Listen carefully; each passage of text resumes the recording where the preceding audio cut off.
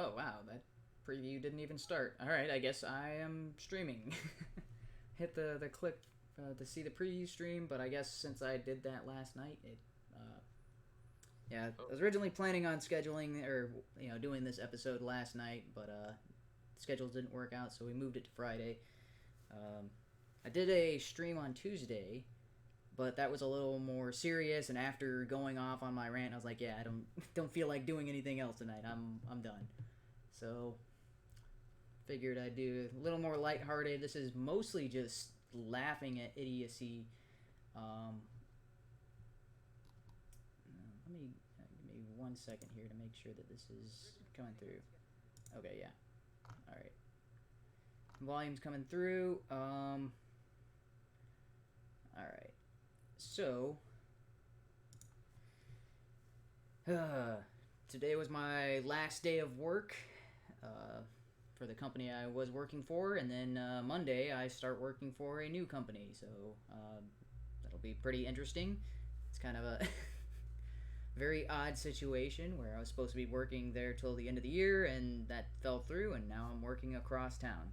So today was a very laid-back day, and I got some time off of work early today to work on some videos and actually make a more put-together stream. So hopefully that attributes to better overall quality. But it's my stream, so it's probably just going to be mostly cringe and Yeah, who knows? all right. So first topic, that's the reason I named the video, and so for anybody who actually did watch that, there was two clips that everybody was talking about, and that's sat through both of the debate videos. There's not much there. There's people like the moderates calling out the leftist lunatics, and then the leftist lunatics offering more free stuff, and then anytime somebody says, "Oh, how are you going to pay for that?" "Oh, that's a Republican talking point." And so reality is being a Republican, and whatever these people are is the opposite of reality, and they're basically making that argument on stage. It's a dumb argument because once these debates kind of wrap up and then it becomes Yeah. Republican versus Democrat nominees or the two main nominees, then it's going to be a Republican talking point, and they're going to ask them where the money's going to come from. And they're gonna beat them with those numbers. I'm like, dude, you can't. And they can't just say, "Well, that's your talking point," and then just exactly. He's gonna say, yeah. Trump's gonna get up there and be like, exactly, that's my talking point. You have to address it. Part of the debate. Find an answer somewhere. Okay, so at least, as far as I know, there was no Spanish pandering. At least not that I remember. I think that's because that was the worst part of the first debate, and I'm pretty sure every single one of those that tried it got called out very severely. Yeah. Like, this is America, so who are you talking to?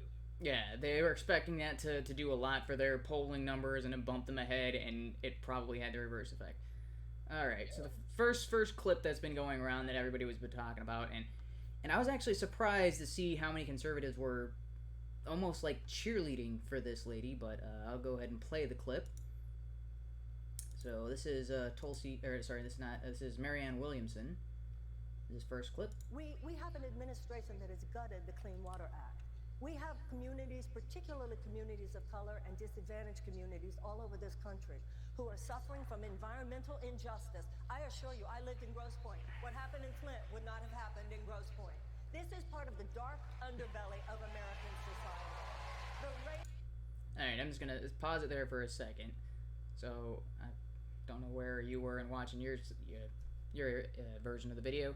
But I paused it right after she was talking about the water conditions, and I'm not sure what she's talking about with gutted the Clean Water Act, because it's still illegal to pollute water sources, at least when they're part of the potable water system, like all the water that comes into the reservoirs that eventually ends up in your tap. You can't pollute those. That was in place prior to Michigan. That's not the Michigan thing That's been in place for a while. I mean, there was a massive lawsuit with DuPont for that. Yeah. Years ago. That was entirely a mismanagement and had nothing to do with the Clean Water Act. It's like, oh, we repealed the Clean Water Act. All right, time to start polluting the Detroit water or the Flint, Michigan water. I don't think any company's doing that. That's not what happened there. That was mismanagement of the existing structure, and it was done by Democrats. That had nothing to do with Trump. You can't blame Trump. You can't blame Republicans for that. That was all you guys mismanaging. Not using funds correctly. Alright, that's just nonsense. Alright. Racism, the bigotry, and the entire conversation that we're having here tonight, if you think any of this wonkiness is going to deal with this dark psychic force of the collectivized hatred that this president is bringing up in this country, then I'm afraid that the Democrats are going to see some very dark days. So that is... Alright. So the video clip was from the Daily Wire one, because that was the only one I could find where they didn't talk and interrupt the whole thing. So that was pretty interesting, and the dark psychic forces is what everybody picked up on. And for some reason, the first place I heard talking about this was Ben Shapiro, and it almost sounds like he's got a boner for her after this, and I'm like, have you heard this lady? She is like a televangelist. She says a lot of nothing. It's very dramatic and poetic, but it's nothing. What in the world, like these dark psychic forces that trump, and you're like, whoa, wait.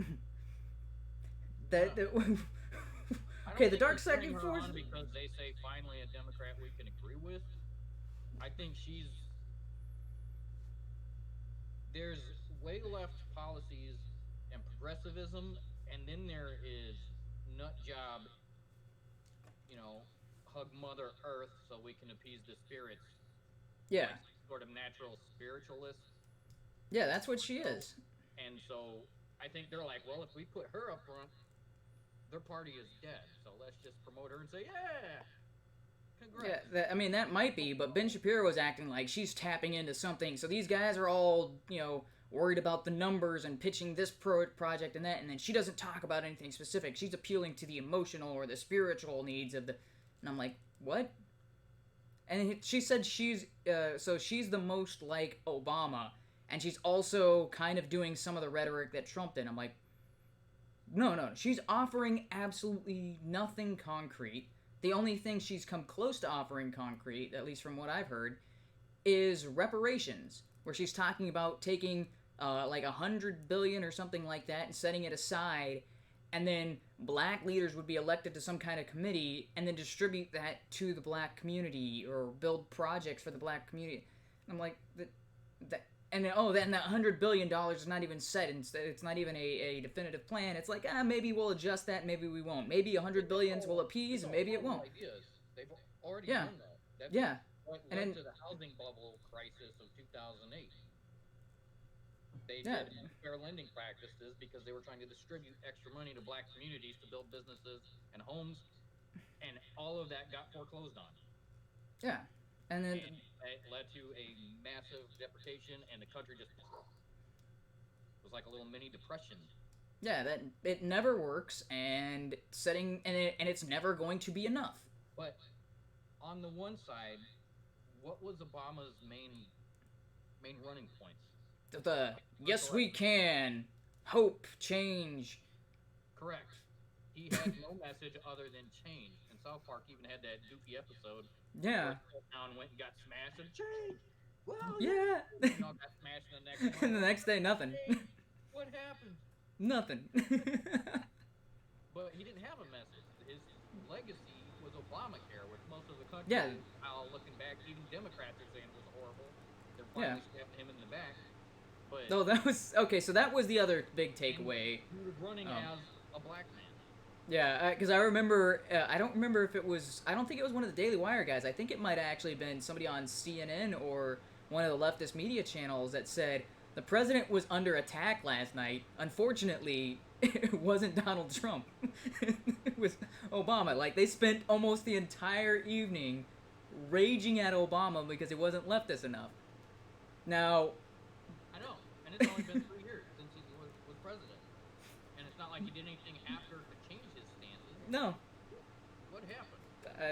Well, yeah. Well, what happened was Joe Biden became the front runner for these the DNC's debates, or the Democrat debates, and his big claim to fame was vice president under Obama, because he has done absolutely nothing his entire political career. Like looking over everything he's worked, I'm like, so and the stuff that he has done, apparently all the Democrats did hate, because he voted against some, like, the busing thing, and Kamala Harris talked about that. I think that was actually the previous rounds of debates, not this round. Yeah, that was the first round.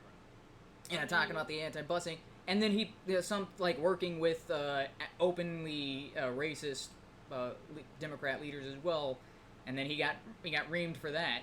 Yeah, none of that makes sense. But he's got no.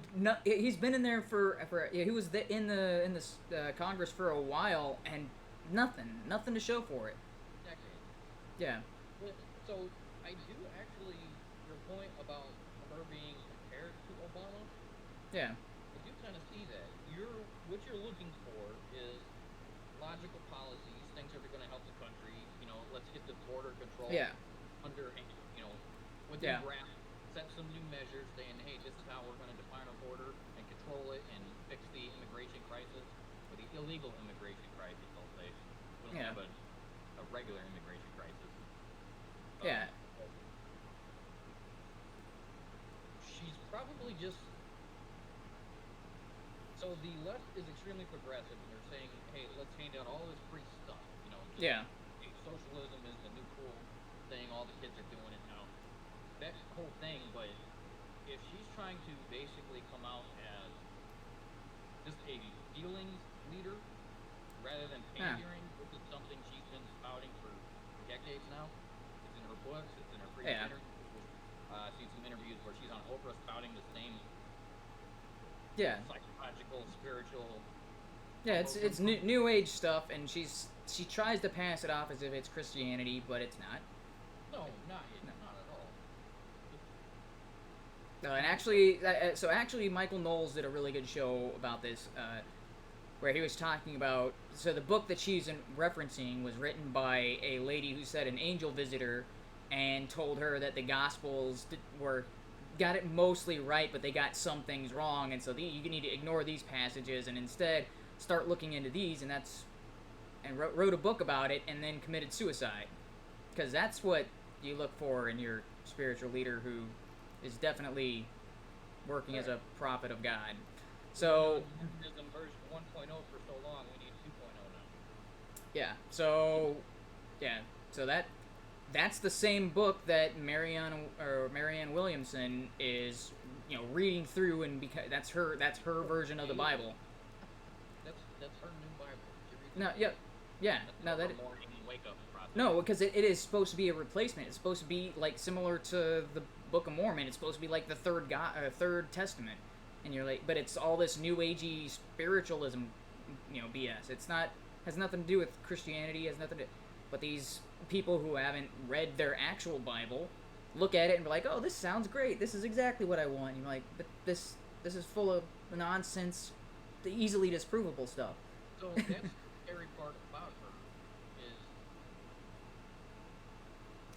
maybe it does have some similarities to Christianity in that it's trying to deal with spiritualism and the meaning of life and purpose, things like that.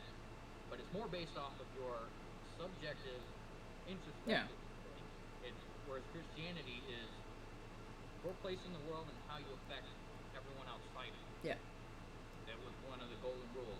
Treat your neighbor the way you would like to be treated, to paraphrase. It's basically, you want to save yourself, you want to be a good person, but the only way you're going to accomplish that is to treat everybody else the same way. It is an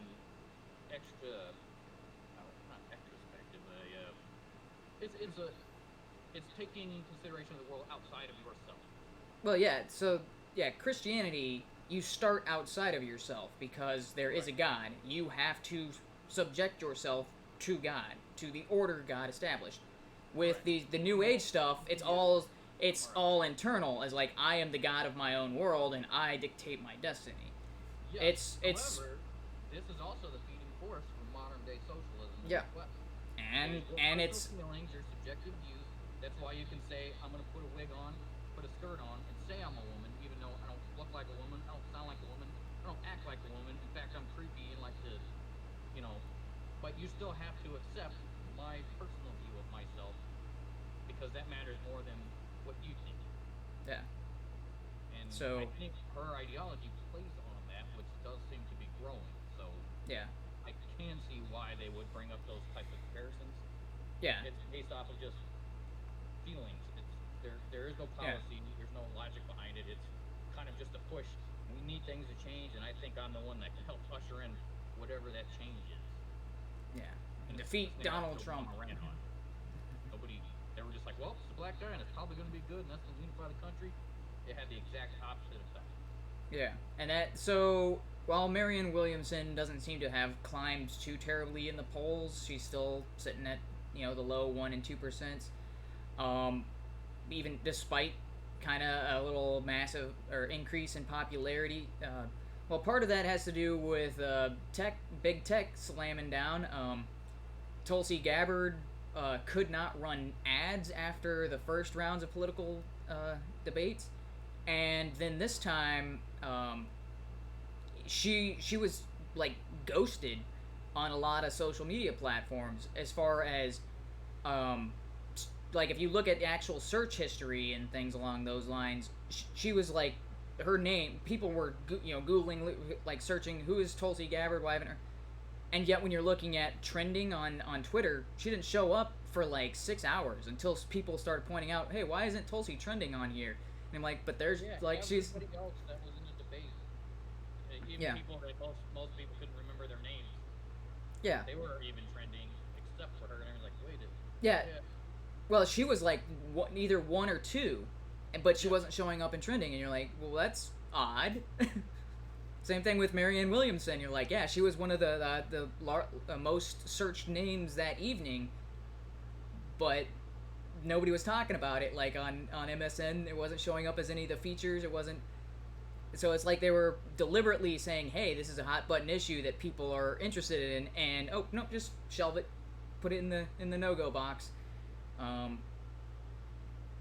And that is something. And so Tulsi did start a lawsuit against Google because they specifically because they've got provable action. Like, yeah, after the debate, I wanted to run political ads, and you wouldn't let me. So she filed a suit over that. But yeah, I mean, I understand why Marianne would appeal to leftists and Democrats who often vote on emotion rather than facts and logic. So I understand the appeal, but I don't understand why conservatives were like, oh, she's playing the game right. And I'm like, she hasn't said anything of substance, but she's also said like outright crazy ridiculous things, like the dark psychic forces, as if they're coming like what did the world what? Not exist 3 years ago? Yeah. Like, what has Trump... Like, I'm still trying to figure out what Trump has done that is so terrible to the country and to the nation. He's got to be the most left-leaning Republican president we've had ever. Yeah. I don't understand what they're talking about. Well, it's... Because, I mean, if you look at it, it's like, well, where is all the hatred and all the violence and all this stuff coming from? And it's like, it's from leftist media sources and leftist figureheads. Not so much from anywhere else. So if you talk about the dark psychic forces... That's it. That's the cesspool. It's all the people who hate Trump for no given reason. It's like, oh, but he's racist. Oh, he's beyond racist. He's more than racist now. He's racist 2.0. For her, and the trending is not because of her message. It's because, well, I mean, it is, but it's because of how strange and somewhat off-putting it is. People had to look her up and say, who is this lady? Yeah, I don't think she... Nowhere, and it's talking about psychic dark forces on a national debate, a political debate. Yeah. What does that have to do with anything? Yeah, So I think that's where most of the appeal is coming from. So it's hard to say from some of them, and I can't really call them mainstream, but bigger right-wing news sources. Is this kind of satire? And it's just really dry humor, and it's coming across as, are they joking or are they serious? But it sounded Yeah, with the exception of Michael Knowles, it seemed like everybody else that I kind of listened to on a regular basis was all like, "Oh, go Marianne, she's doing it right. She's doing politics the way that Obama and Trump did it, and so that means she's gonna rise in the polls." And I'm like, "You guys are out of your minds. She's a curiosity, but she's not Trump level or Obama level curiosity. Like, she doesn't have the pull to go with it, because at least Obama, people looked at him and they looked at Obamacare because that was his big pressing platform, and they're like, yes, I'm for that. Even and so he had a major platform plus his rhetoric. Before he ran Yeah, for president. yeah. So he had a platform that a lot of people that were Democrats wanted, and he had the televangelist type appeal to emotions, and he ran and with mostly the appeal to emotions. But he also said, yeah, and by the way, and here is something definitive that we can stand on. I mean, granted, you don't have to have all the rules ironed out and all that sort of thing, but you have to have at least something that's not just, oh, well, we'll just free Medicare for all and free college for all, and it's so he had something that was kind of like, okay, here's something definitive we're gonna do. This is the outline of what we're gonna do. The details aren't hammered out, but this is what we're gonna put, and this is how we're gonna do it. I was like, so that all of that was pretty firm, at least the outline of it.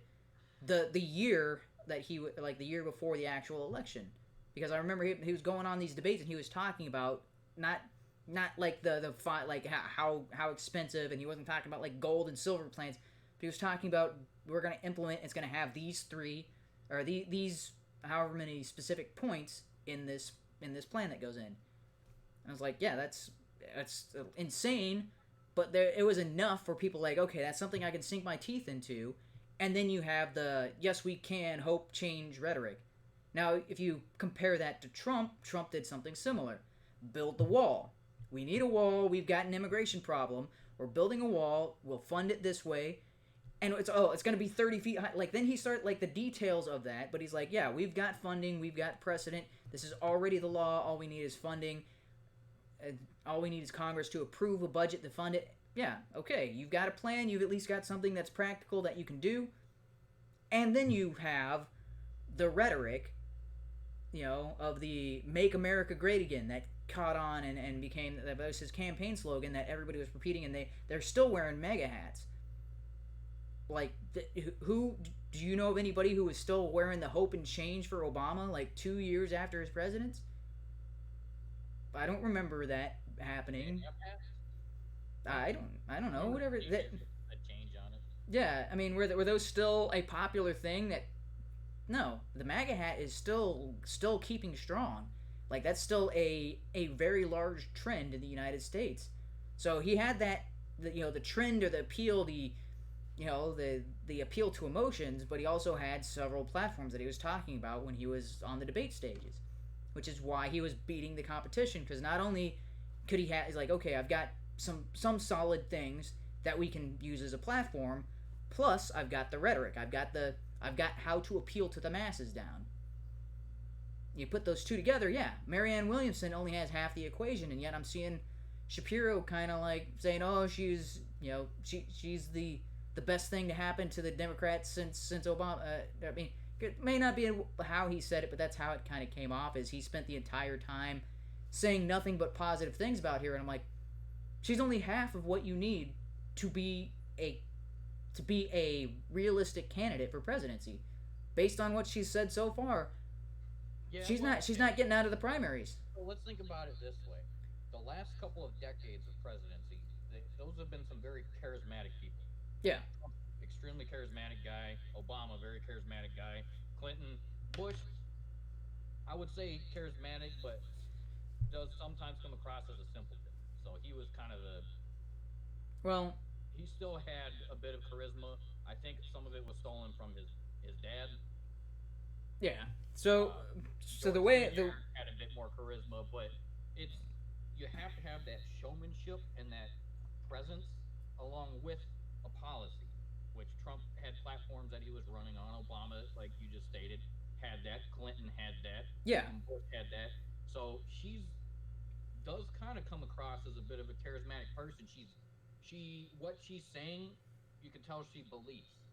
Yeah. Whereas most of the debates, it's just horrible pandering, and you could look right in their face and see that they're just spitting out BS lines. They don't believe anything even coming out of their mouth. Yeah, is this what you guys want to hear? Is this what you guys want to hear? Is this what you guys want to hear? Come on, please tell me this is what you want to hear. Oh, okay, so side note, did you hear Beto when he was saying, tell me what you want, mold me into the president that you guys would... Oh, wait.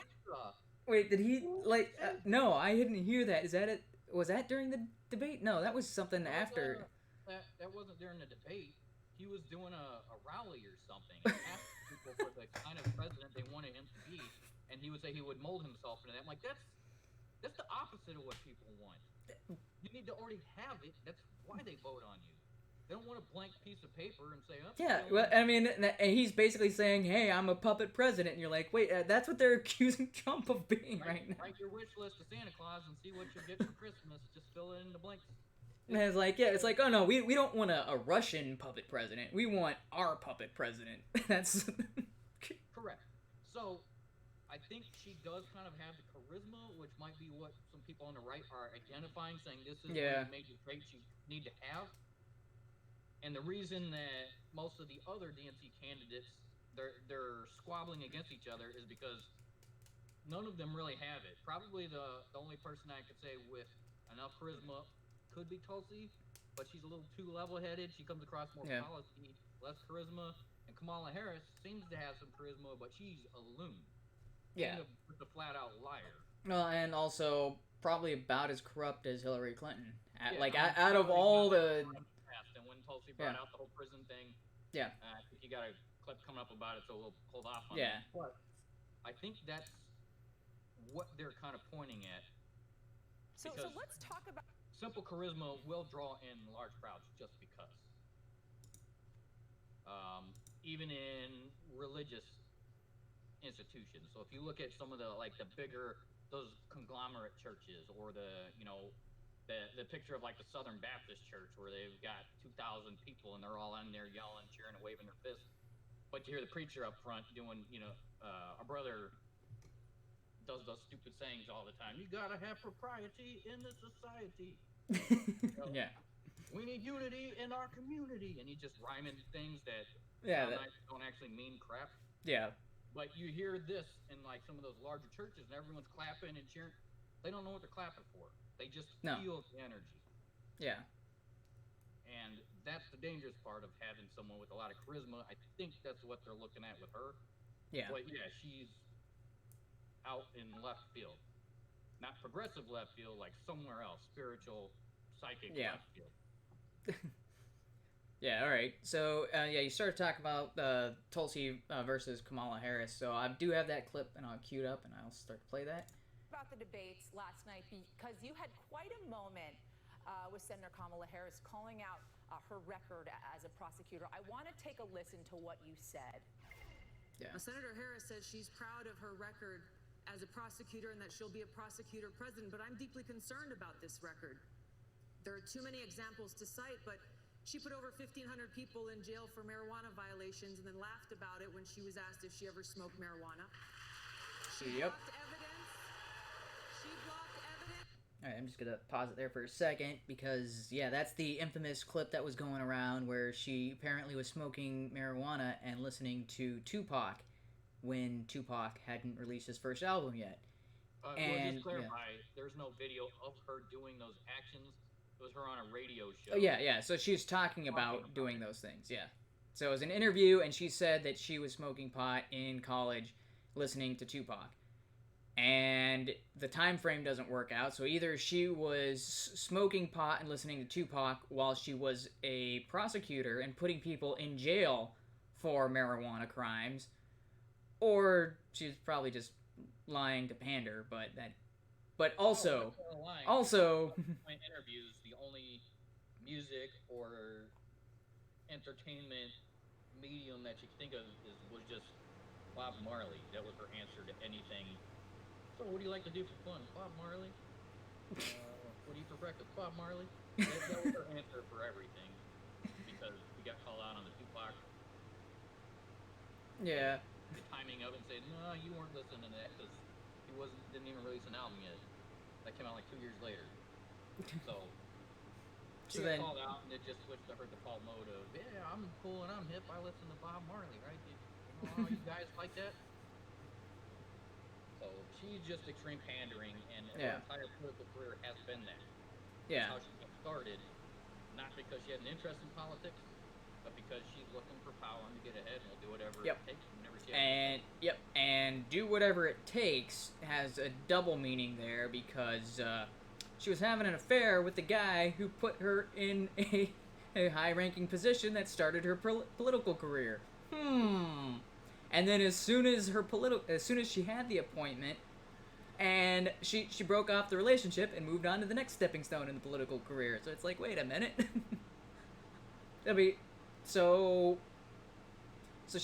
The entire reason she has a political career is because she slept her way into it.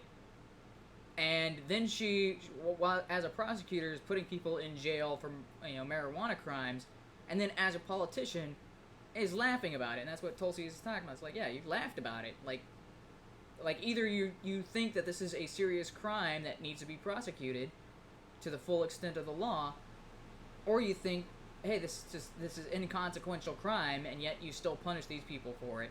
And you would think that, yeah, if your hands were tied and you had to prosecute these because that's the law of the land, that when you come into a position where you're in political power, you're like, yeah, I had to do that at the time, but I disagree with that, and we should change these laws so that way we stop binding prosecutors' hands to force them to put people in prison. But she doesn't say anything about that. No, well, that's because she has no, I don't want to call it a moral stance, but it is, her values and morals don't exist. At least not like we would consider traditional American values and morals. So she did her job because he put upon the law and was looking out for the prosecution record. Yeah. Why she would stick so many misdemeanor crimes, over 1,000 people in jail. I highly doubt out of those 1,500 or so inmates that they were traffickers. Probably majority simple possession. Yeah, but it looks good on her records. Like, oh, look how many people I put away. But without her having values saying, why am I anti-drug? If so, it would make sense why she would prosecute hard on something like marijuana versus whatever. Why waste taxpayer money and send these guys to jail and take up space? We've got more serious crimes. So is she very anti-drug? Apparently not, because she was sitting there laughing about it, saying, yeah, I've been in jail, trying to pull the whole Clinton whatever out in that interview. Yeah. But she doesn't have morals there. She does whatever it takes in that moment to try and project a view that she thinks people want to see. Yeah. Or to show her, build a prosecutorial record to say, look how many prosecutions I've got. Look how awesome I am on my job. I need a promotion. I need to move further up the chain. Yeah. And power grab with her. That's it. yeah, and so that right there would be just, okay, that's just the dishonest and all that sort of thing. This is where we get into the levels of corruption here. That would have freed an innocent man from death row until the courts forced her to do so. She kept people in prison beyond their sentences to use them as cheap labor for the state of California, and she fought to keep cash bail systems. I'm going to pause it there. So, she said that, that she kept people beyond their sentences as cheap labor. It's not technically true, because she could have commuted sentences and opted not to. So, they were still, it's not like she kept them extra time in jail, but when you look at the prison system in general, when they are letting hardened criminals go, so that way they can, house, non-violent offenders and all that sort of thing, she kept the non-violent offenders in jail. In order, we can't make way for these violent people and all this. No, we got to keep the non-violent offenders in there because they got to serve out their full sentence. That's that's the more important, because if you're looking at the prison system in general, usually people don't stay their full sentence. If they they get out on good behavior, they get out on parole and all that sort of thing. I'm gonna have to look up some information. I think more in depth to that. Yeah. They have a early release program if you volunteered for certain services. Yeah. And certain work, but those options were more towards the longer term inmates, and they did not offer the same earlier release to other inmates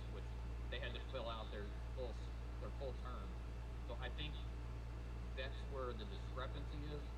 It's not like there's an option available to everyone. Hey, if everyone works hard and get out of jail earlier, which it might not be a bad idea. That might be a good way towards rehabilitation. Yeah, that's... Let them earn their freedom. Let them, repay whatever detriment they've been to society. Do some good, get some work out, and then could be a valid reason to release people early. But I don't think it was offered to everybody on equal terms, and so some people are forced to carry out a full sentence for really misdemeanor crimes. Yeah, so that's... but granted, you can't say that on a debate. You can't, because there's no room for nuance. So I think Tulsi summed it up, but I think her summation is kind of misleading. But the earlier thing that she said... I would agree with it. That's more of a Trump-esque attack. Yeah. Inflate it, but people will start to look into it and say, nah, that doesn't sound right, let me look into it. And even if they don't agree or it's not 100% accurate, they'll find out what actually did happen and see that there was some erroneous governance in that area. There was well, it's... not handled correctly. Yeah, well, and it's also, from what I understand, is people were released from prison earlier than their sentence at that time, but it wasn't the non-violent offenders. It was like they were actually releasing people with like violent histories or major offenses, and they were releasing them to halfway houses and things along those lines. But the good people who were following the rules, the people who had, they got busted for pot or something silly like that, but other than that, they were, they were easy to maintain inside the prisons, they weren't causing any problems and all that sort of thing, they were following all the rules. Those people, no, they still had to serve out their full sentence. Meanwhile, these other guys are getting commuted sentence because the prison system's like, whatever, they're a lost cause, they're not worth keeping around, they're too... too unruly to deal with. Let's just put them out and back in society where they don't cost us money to keep running our prisons. So that's based on what I've seen, that seems to be the case, and that's one of the criticisms a lot of people have against private prisons, because that's something that they prefer the non-violent drug offenders in private prisons, because then they don't have to pay like these crazy security guards who are ex-security forces. Just like, what is this guy gonna do? He's like some blue-collar nobody. Yeah, you don't have to worry about prison rape, riots, fights, people getting shanked, stuff like that. It's like, these guys are for the most of the part docile, and all they're gonna do is try to sneak drugs into the jail. Which, sure, let them have that, because let them have their drugs in jail, because that keeps them pacified. So, much easier to maintain, and they get to take in the money while these guys serve out a sentence, and they're basically like landlords at that point when they're running these prisons, and they're like, we like the tenants who don't cause us trouble.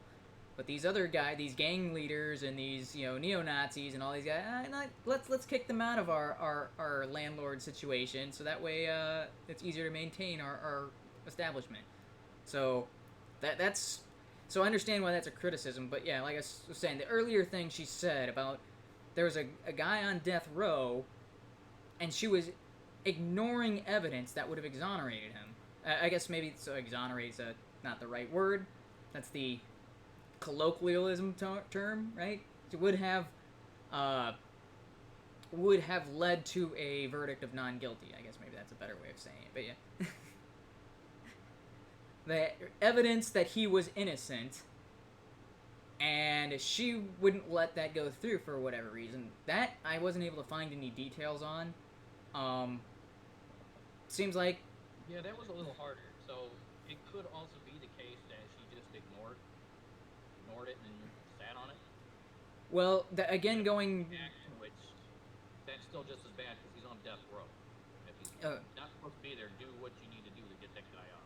Well, that's the other thing that this didn't occur to me until you mentioned it earlier, where she was just trying to bolster her record and that sort of thing. Because if on her record, I don't know if she actually prosecuted the case, but it sounds like that she did.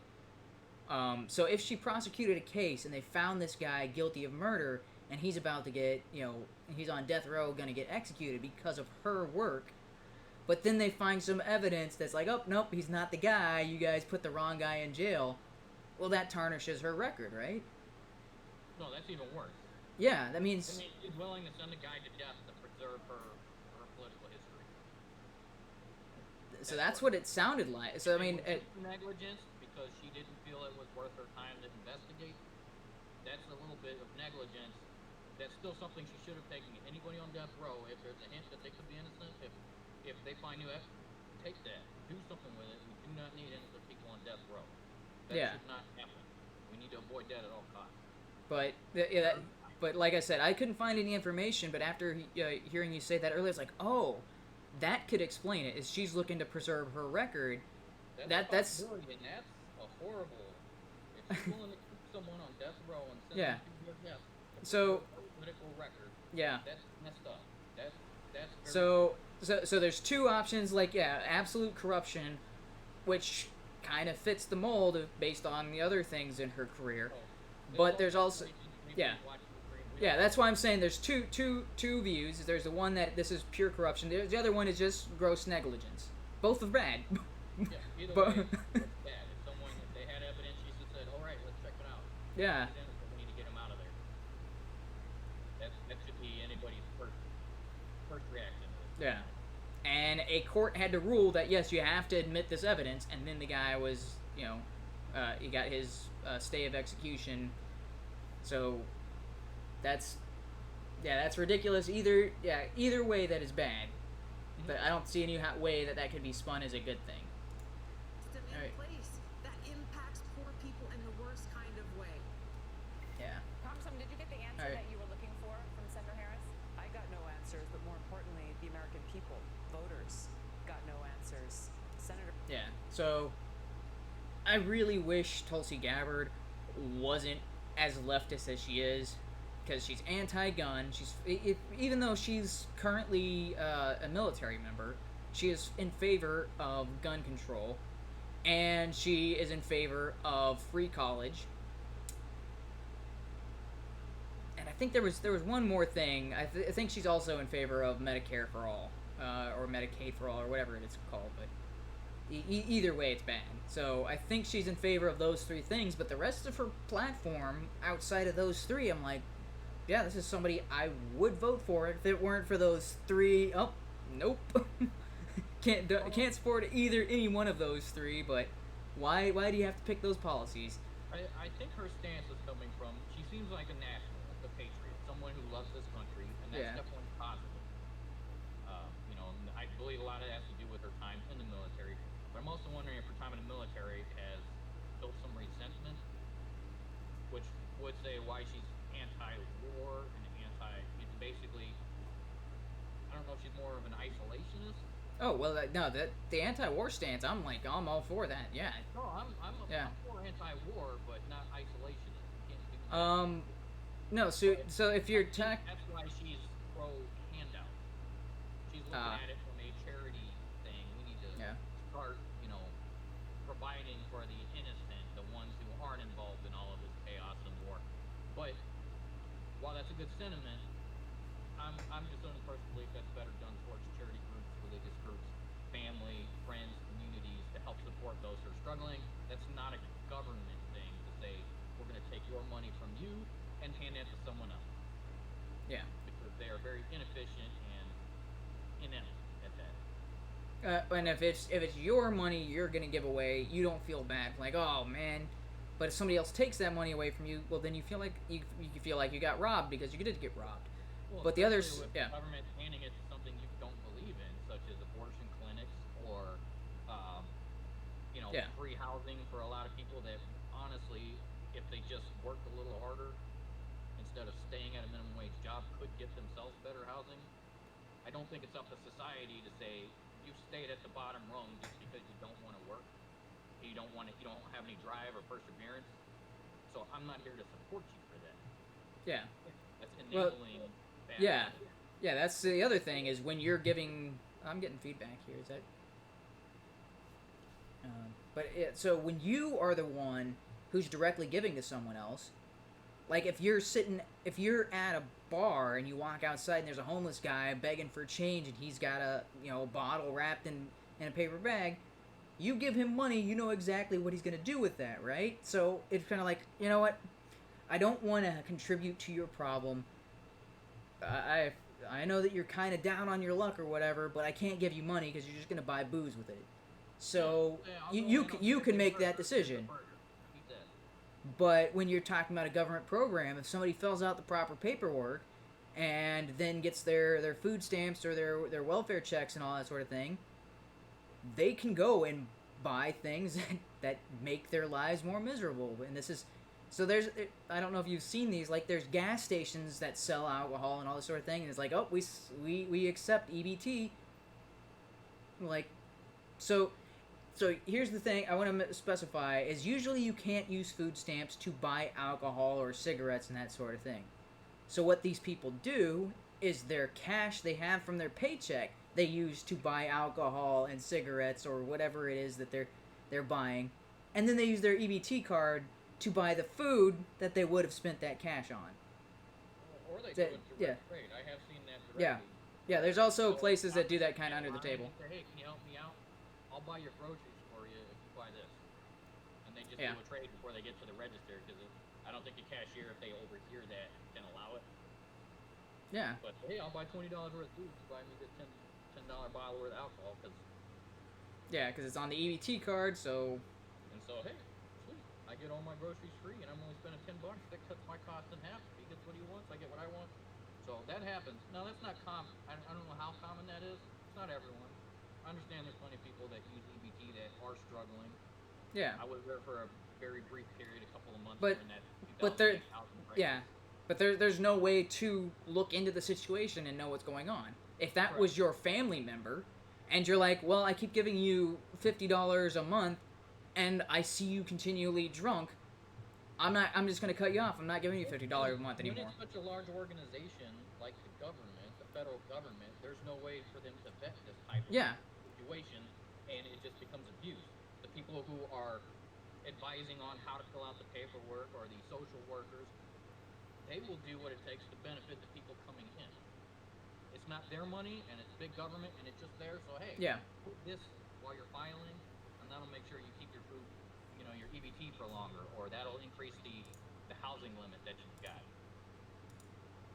And I've seen that directly as well. So I just think that charity is better relegated to smaller groups, charity organizations, churches, family, community outreach efforts, things like that, to where you can better vet and know who you're giving the money to, and they can just determine on a more personal level, is it worthwhile, or is this person trying to abuse the system? Well, that's the other thing. It's way easy to take advantage of. Yeah, if you look at charities like homeless shelters and churches and things like that, it's often they aren't giving people money directly. So most of the times it's like, okay, you're homeless or you're down on your luck. Here's some clothing. Here's some food. Here's some soup. Here's a place to stay for the night. There's a cot. That beer in the evening. Yeah, you can't drink that. You can't go and spend that at the buying lottery tickets because it's a bed. Or it's loaf of bread. That would be one downside to an EBT card. Yeah, it's only used for certain food. I can't go out and buy alcohol. I can't buy drugs, or I can't buy smoke, stuff like that with it. But because it can be used as a form of monetary exchange, then people can do, like we discussed earlier, trading with another individual who has some cash. Or saying, hey, if you give me $20 cash, I'll buy $30 worth of groceries for you, and now they've got cash to spend on whatever. So a lot of the charity organizations don't deal with cash at all. It's just like you said, here's dinner, here's a soup line. If you are hungry, you can get soup, but that's all you're getting here. Yeah. If you need a place to stay, there's a cot. We've got showers over here. We've got donated shoes, clothing. Pick what you need, but that's all you're getting. Well, we're not facilitating you to be able to get something else that you shouldn't. Yeah. Well, the other thing is, one of the things that the government doesn't have anything, at least from what I've seen, as far as a welfare program, but a lot of these church-driven community shelters have, at least from my experience, because we used to do a lot of volunteering in Vegas area. There are these community shelters and things along those lines that are almost entirely funded by Christian organizations. And one of the ones that we helped out a lot with, they actually have a job rehabilitation program where people, they're homeless, they show up there, they get a place to stay, they get meals, but they also get job training. They get they get suits donated to them, and so that They give them they give them haircuts. They clean up. Make them presentable for an interview. They give them interview training and preparation. Prepare them for some kind of skill, whether that's something as simple as cooking food in the kitchen. Jobs that anybody could kind of do, and then they set them up for job interviews. And so that's how they get people off of the system. So there's people who come through that community center or that homeless shelter, and they get off of the program, and then they come back to that shelter and they start donating their time and energy to help other people. So a lot of the people who were, I think there was 3 or 4 people who were in an admin position, and of those 2 were formerly homeless who went through the program and came back to help other people. I was like, that doesn't happen when you're looking at WIC or EBT. How many people are on EBT and I'm off and I came back to help other people who are on EBT to get off of that system? Doesn't happen. Yep. There's no system of this is a temporary to help you out and eventually you get out and independent. But I'm under the impression, so back to the original topic of Tulsi, that's why she has such left-leaning policies when it comes to kind of handout programs, free schooling, and things like that, is because she has the right idea of wanting to help people, but government is awful when it comes to that area. Yeah, and actually counterproductive in most places. Just by better policy, it's going to fix some of these systems and it's going to enable more people, and it won't. Yeah. And so this is something economists have pointed out, or at least Austrian economists and Chicago School of Economics. When there was a war on poverty that the United States government initiated, which started all these welfare programs, and you could see poverty in the U.S.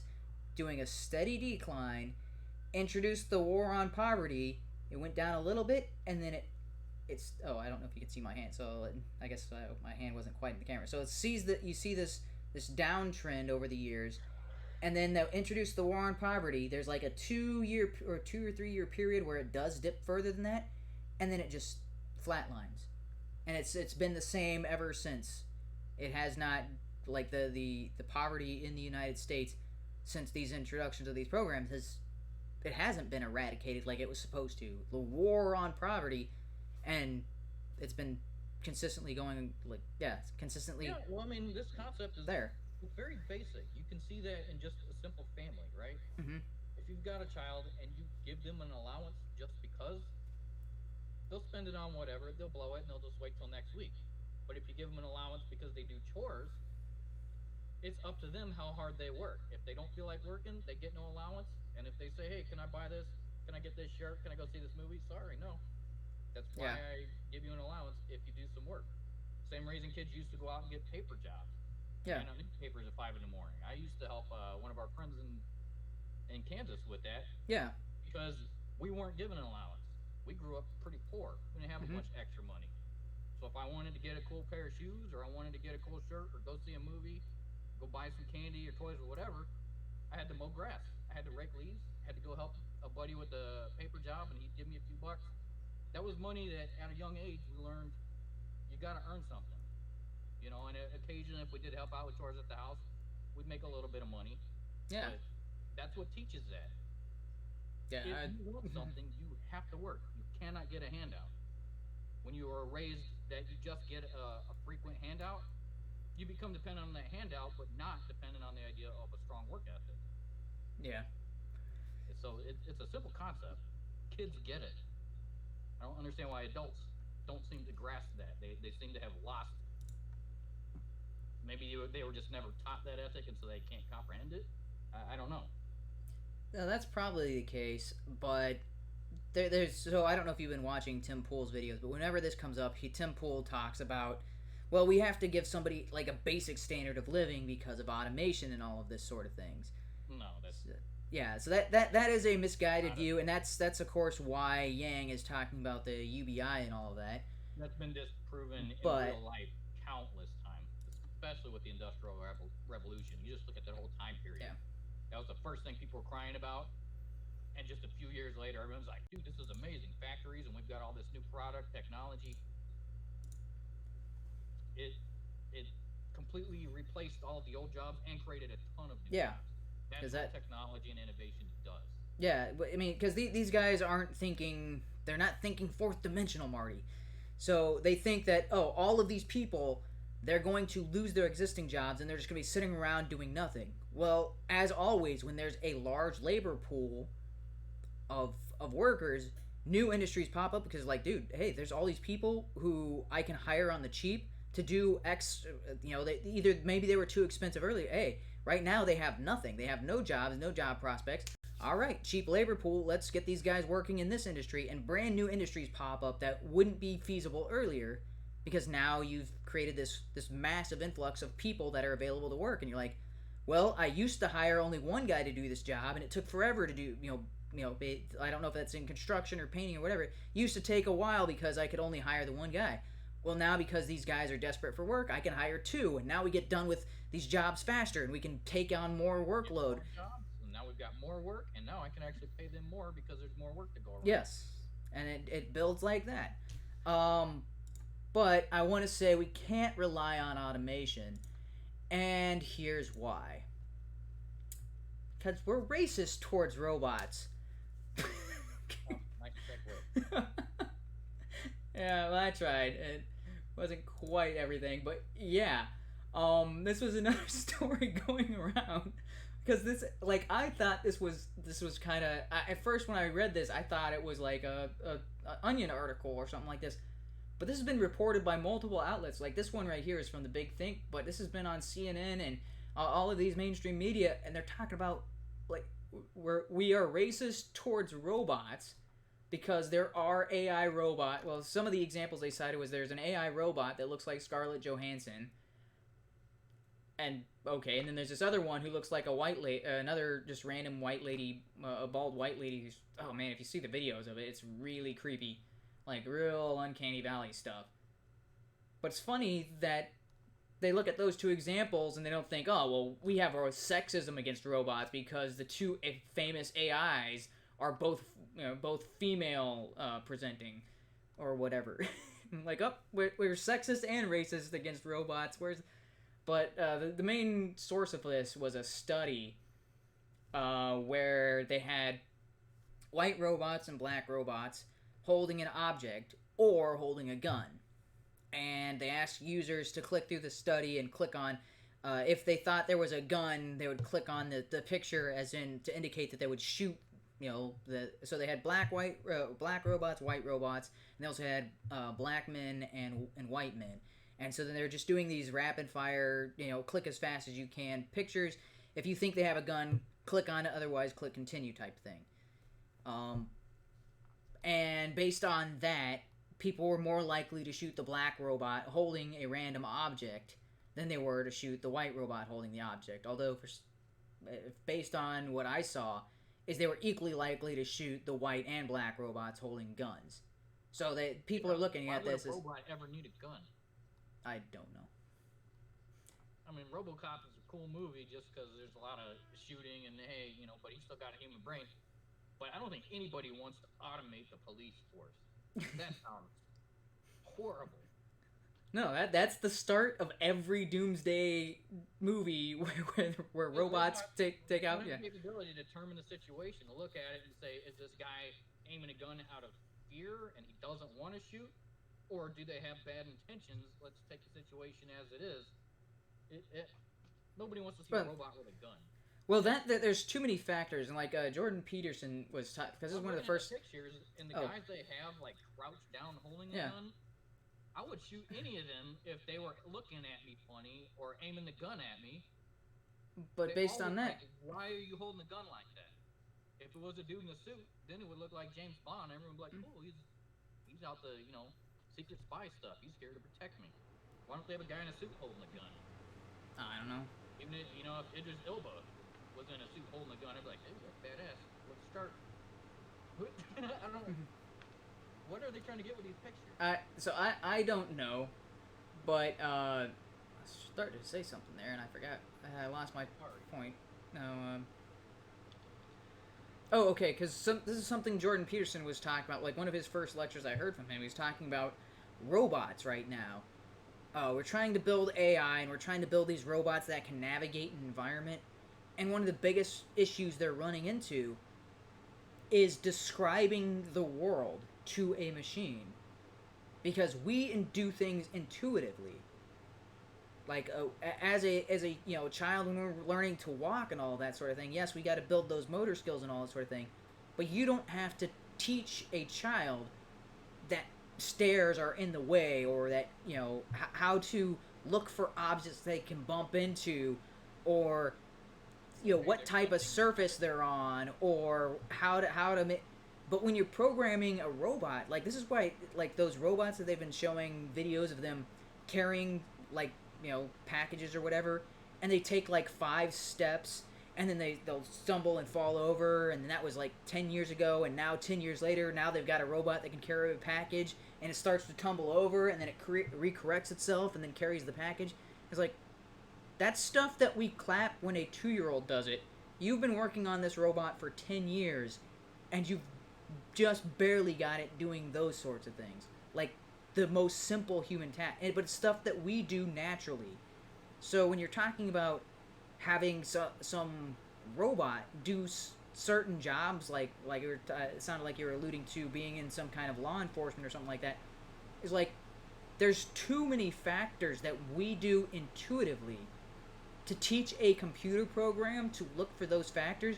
We don't know how to, because we don't know how we know it. We do it intuitively, so we don't know how to explain it. Yeah, I mean, you could take an infant, a couple of weeks old, hold your little pinky out, and they'll grab it. Yeah. It's just there. They see the object, you don't have to explain what a finger is, or how to raise your arm and grab it. It's just there. Yeah, to teach even a... Yeah. Yeah, to even teach AI something as simple as that would take... I have no idea, because I don't think they've... I mean, just something simple, but based on their other stuff, is like, that could be like a 5 or 10 year project, just trying to get a computer to recognize, when I stick out my pinky, grab it. What I can see from automation is they are trying to make robots that emulate human behavior or appearance, or can walk on 2 legs, or can carry a package. I've seen all those videos, or Yeah. soccer ball, whatever. It's kind of just optics. It's cool, it's a little sci-fi, it has no actual real-life purpose or advantage at all. Robots are not going to replace basic physical activity for you. What they are good at automating is factory lines, assembly lines, and bulk production. Yeah, where it's... We already do robots to make all of our computers. They're the ones that actually put the microchips together and place everything on the board and solder it, because they can do that effectively, efficiently, and they only do that one task. And consistently. Yeah, they do it consistently. It's the same steps over and over again. They do it much faster because it is one simple task. Yeah. That's it. That's what automation should be focused on, and it's what it is focused on. So this whole fear of, like, robots starting to drive our trucks, take over transportation, that's not happening. No. Or robots starting to take over all of the manual labor jobs, that's not happening. So, I don't know. Well, there's one last thing that occurred to me before seeing the pictures, and then as seeing the pictures, I'm like, that... So these have been cited as like, yeah, we're racist towards robot, and that's the conclusion they draw, but that's incorrect. So there's one caveat that I need to point out here. It's this test that all these news organizations are citing is not repeatable. It's not repeatable in that the same person who took this test yesterday can take this test again and get a vastly different score. So that's one thing that's one of the things that, because I mean, there's similar tests that exist like this where they're called like implicit bias testing or something along those lines. But when those tests are repeated, they don't see similar results. These tests are not repeatable as a whole, and yet they keep getting cited. And it's a flawed premise. Yeah.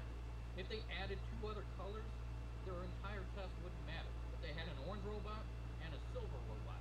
Yeah. Yeah, you would see... Throw everything off, because then it has absolutely nothing to do with robot color. It just depends, is that robot aiming a gun at me? I don't like it. Yeah. So that's the other thing. On a white and a brown robot. That doesn't make any sense. No one equates a brown brown robot with a brown person. Yeah, so the other thing is, I don't know if you can tell from the pictures, the white robot cast in a very clear outline of the object they're holding. Like, this stands out as more of a contrast to the color white than over here for the brown robot. And you're like, if you're trying, because remember, you're trying to go through these as quickly as possible, and not all of the pictures are the same. These are just examples of some of the pictures. You're going to see robots positioned in different spots, holding different objects.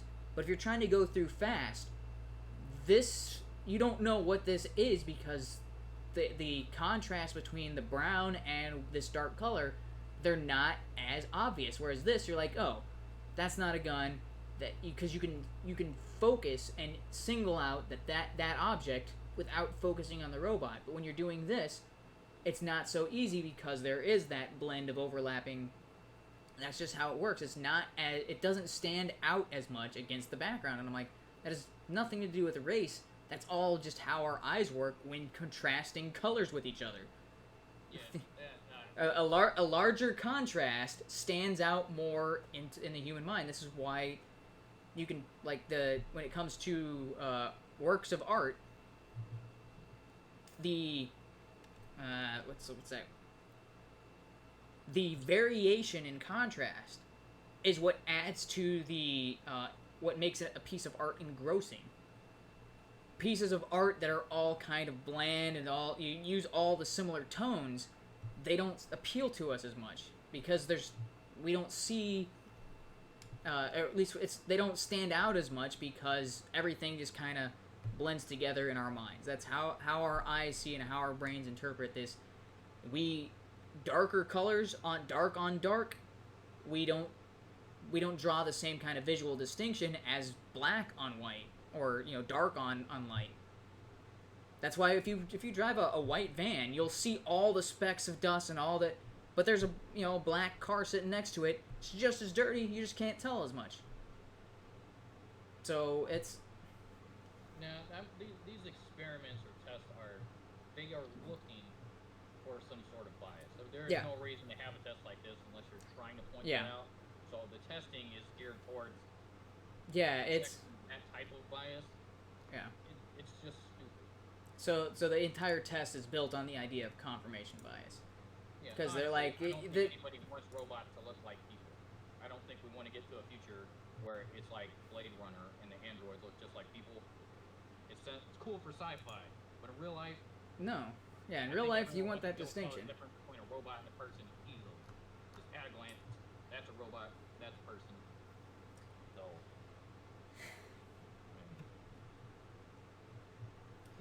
I don't know. All right. Yeah, the whole discussion on automation, it's the same argument people had for the Industrial Revolution. It's the same argument people have any time a major leap forward in technology pops stuff. Yeah. That would have been like, we don't need a printing press. What about all the scribes who spend hours a day writing simple pages? It's the same stupid argument. We're going to put all the scribes out of jobs.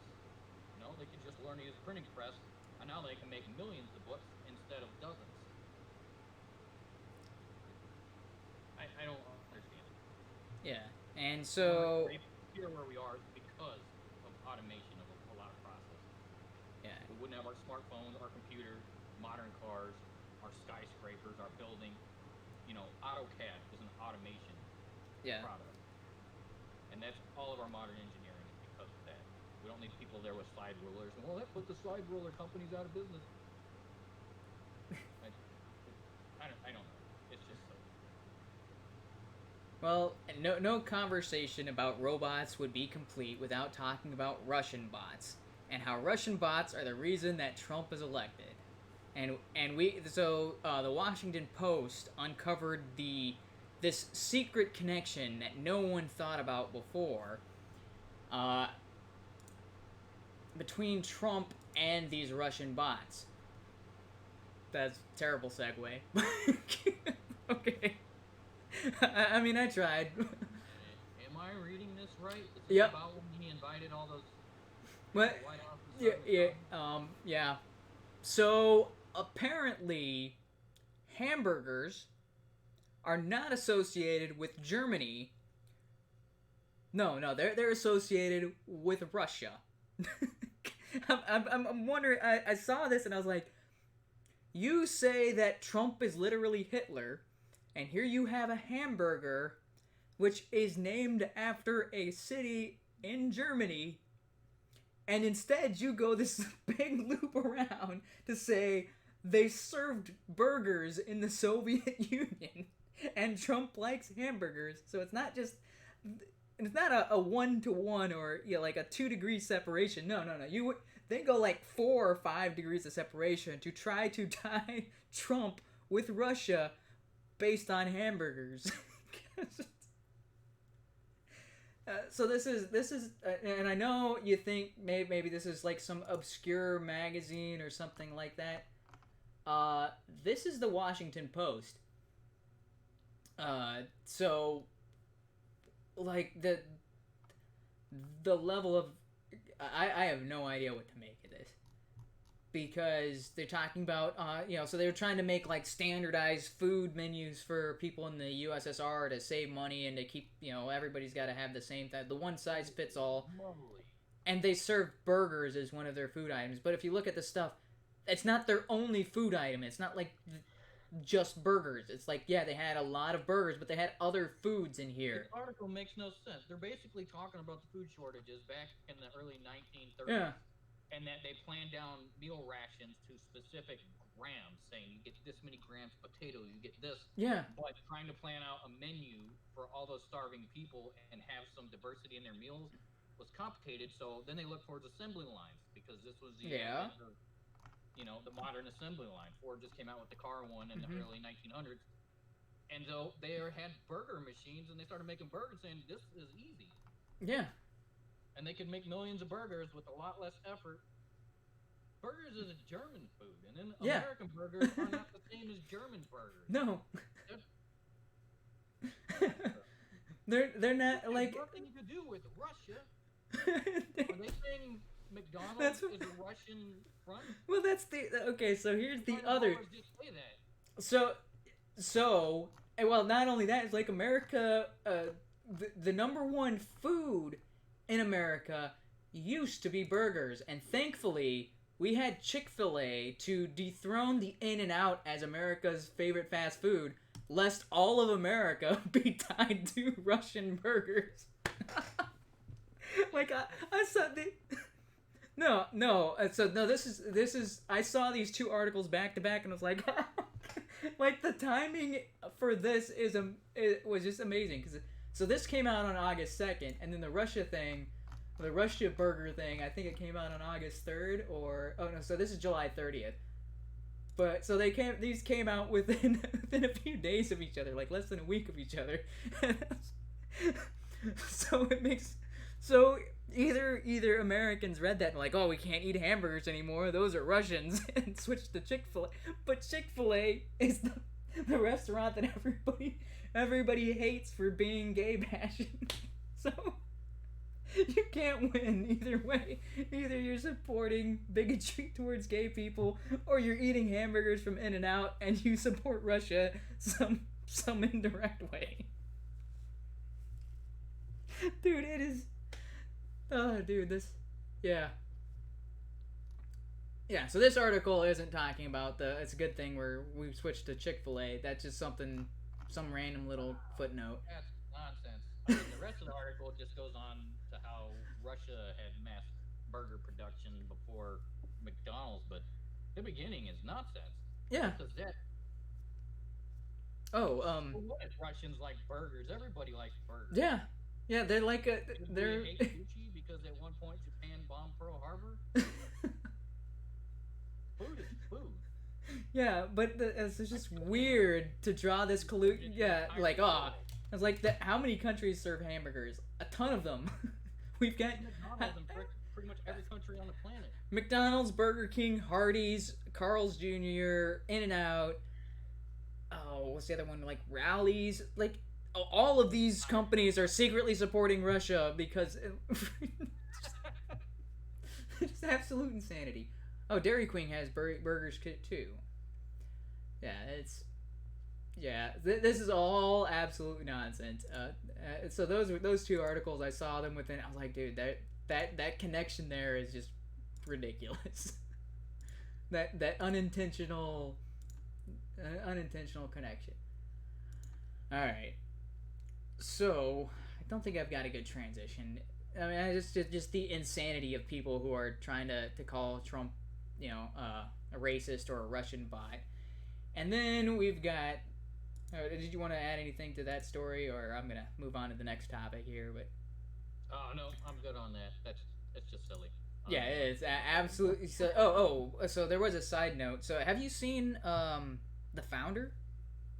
I think it's on Netflix. I can't remember where I watched it. It was either Netflix or Hulu or something like that. So it's the story of Roy Kroc, the guy who started McDonald's. So it's a little embellished, but it's for the most part. With Michael Keaton in it. Yeah, with Michael Keaton, and the guy from Parks and Recreation. Fast food industry, right? It's more about how he stole it. How it came about. I yeah. Okay, so I've heard of it. Yeah, so it's surprisingly, I mean, like, despite that, I mean, they embellish things and stuff like that, but it's mostly accurate. And it's really good. Definitely check it out because it makes you think. So there's aspects of it that I kind of like. I kind of like the Roy Kroc character somewhat. Well, I guess for the first half of the movie, I was like, dude, this guy is awesome. This guy, and then the second half of the movie, I'm kind of like, oh, what could have been if that guy hadn't done what he did. So, yeah, just watch it. I thought it was an incredibly well-made movie. So it's semi-documentary-ish, but it's kind of embellished. But it's really good film. Just the talk about McDonald's is like, oh, that I like that movie. You should check it out. All right. But I'll put it on my to-watch list. But the people trying to link Trump to Russia through the insane use of he likes hamburgers. There's something even more absurd that happened this week. So, I just hit the button. Yeah, you've probably seen these videos, right? The DSA stuff. If we want to defeat capitalism, we are going to need a party that will organize working people to fight for the demands that we want and to win socialism. Okay.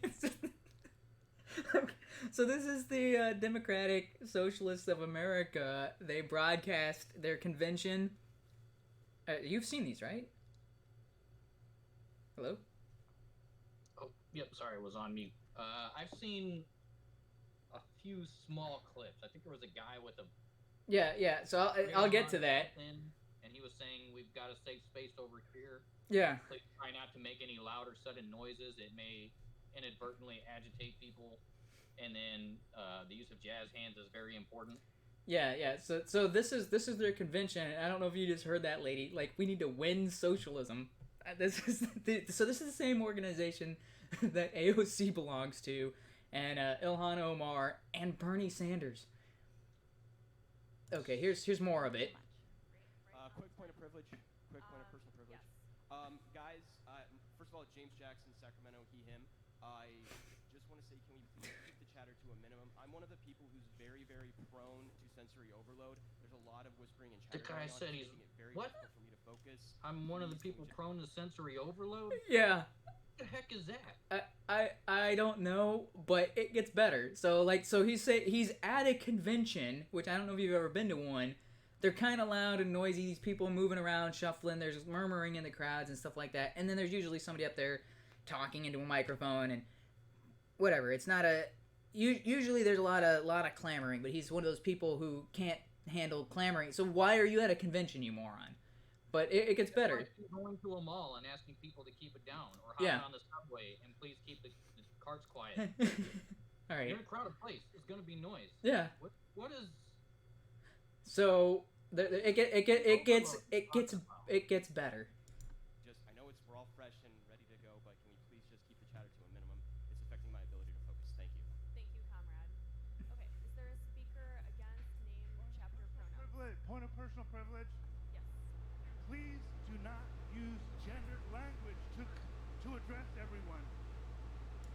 Okay, because the guy who was talking about being overly sensitive, he started off with, guys, can we do this? And the next guy comes up like, yeah, don't use gender language to refer to everyone. The lady up there, you could see the shock on her face because she said, okay, guys. Yeah. Dude, it is. Use gendered language to express everyone. Dude, so yeah. So there's a couple more clips. So there's a few more that, like, this one is pretty good too. Using that's really important. So please don't clap, shoot up these. I almost wish I was there. Dude, okay. All right. So did you hear what he said there? All right, I'm gonna play this again. Everybody's terrified to open their mouth or hiss. Yeah. Or do chatter. Using that's really important. So please don't clap, shoot up these. Okay, so I heard this clip and I was like, dude, so nobody's gonna say point of privilege? Please don't use the phrase shoot up after we just had 3 shootings the last week? I was like, so where is somebody? Please don't use that phrase. It brings back traumatic incidents of, the mass shootings have been going on in the country. But so what he's making reference to is what's called jazz hands, because they're not allowed to clap at this convention. Because clapping triggers people like the guy who's overly sensitive.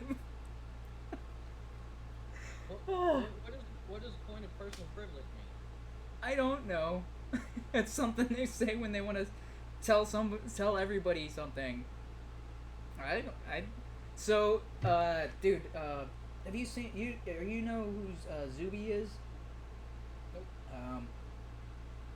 Let me pull this up on, where's my Twitter? Zuby. He's a rapper, and I don't know if he's in the United States or if he is. I think he might be from England or something like that. But so he's a rapper. He's verified on Twitter, and a couple weeks back, or maybe a month ago, he made this video where he was talking about you can just say that you're a woman, and then you're a woman. And so he said, so I'm gonna do my regular workout, and I'm gonna break the woman's deadlift record, and so I will be the world's strongest woman, and I haven't. So he just goes down, does a deadlift, and is like, yep, just broke their record by like 50 pounds. And so and for the record, I identified as a woman while doing that. And so he broke like 4 or 5 records within a single night, or it might have been more than that. But he's like oh man, I gotta see if I can find this thread. So he's kind of like a troll-ish, but oh man, I gotta find, because he started a trend on this based off of it. Like dude, like the comments on this are ridiculous. Let me see if I can look this up real fast. Why do they call each other comrades? Because they're socialists. What if they're so anti-Russia and anti-Russia collusion, and yet they say that they are comrades, which that's from Russia. Yeah. I don't know. Man, where is this stuff? Yeah, sorry, give me a few seconds. I gotta. But so he started. It basically made a comment similar to this, and just people just started chaining off of this. Of like everything somebody said in the previous comment was offensive to the next person in line. Man, where is this? Man, has it really been that long? How? Yeah, I guess maybe it's been a little too long because I gotta scroll through pages of stuff before I get to this. Alright, let's see if I can... if there's a better way... Let's see...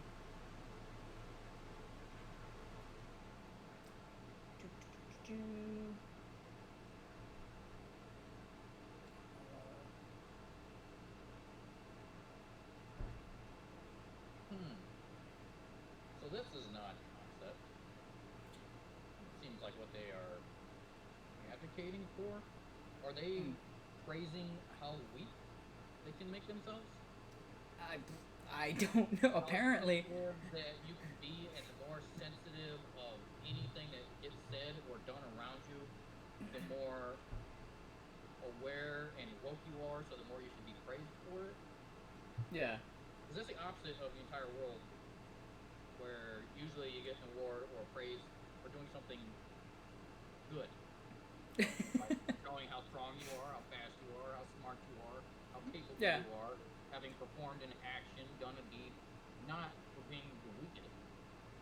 Yeah. So they are broadcasting how much they can't take of other people who share their viewpoints are. Like all these people are there united to be socialist, and they spend the entire time commenting on each other's how much you are hurting my ability to support socialism. Okay, so the guy's name is Zuby. I'm not sure exactly how you pronounce it. Zuby, and it's at Zuby Music. But it starts off with this, guys. I just want to say, can we please keep the chattering to a minimum? I'm one of those people who's very prone to sensitivity overload. There's a lot of whispering and chattering going on. It's making it very difficult for me to focus. And then there's the point of privilege. Let's try not to be ableist. Discussing chatter is rude to our non-speaking comrades, and saying that you're attempting to focus may trigger those with ADHD.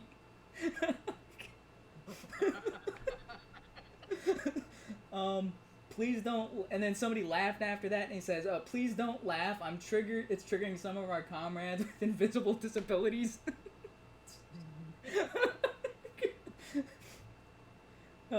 Comrades, can we please not use the word trigger? It is in itself triggering me. Alright, here was my contribution to it. I said, he responded to that with the jazz hands, and I said, comrades, can we please avoid raising both hands in the air? That makes us appear to be surrendering to our oppressors. Also, it's disrespectful to the memory of Michael Brown, the patron saint of Hands Up, Don't Shoot. Dude, I just keep there's so many of these in here. Oh, dude, reading through this, there's a quick point of personal privilege. Please do not refer to me as bro. It triggers my anxiety. Oh, dude. Oh, so then there's a picture of a guy toppling a black chess piece, and it's he responds, the toppling of that chess piece is color is a reinforcement of white supremacy. Please disavow comment. Dude, like these, dude. Well, so it is all very hilarious. I did watch a video a little bit earlier today. What's this guy's channel? Amazing Lucas. I don't know if you've ever heard of him. So he just kind of does his own commentary. It's a black guy, pretty fit. I think he said he might be like something to do with a church. But he just kind of gives his opinion on whatever news. But he said everyone is laughing at this convention, and there's a lot of hilarious stuff. But this is making him worried and angry because he said, look how many people are at this convention. Yeah. Hundreds. Yeah. This is just one convention. We're laughing, thinking this is a joke, but it's spreading. It's getting bigger. We need to stop it before it becomes the new reality, and people with common sense are now the minority. So he said, yeah, it's fun and games, but something needs to be done. There's an entire room of people that think this is the way life should be handled, and that this is how humans should interact. Basically trying the best to not offend each other while constantly being offended, or if you bring up the fact that you are offended, you just offended somebody else. Yeah, it's... You're offended while you brought it up, that's offensive.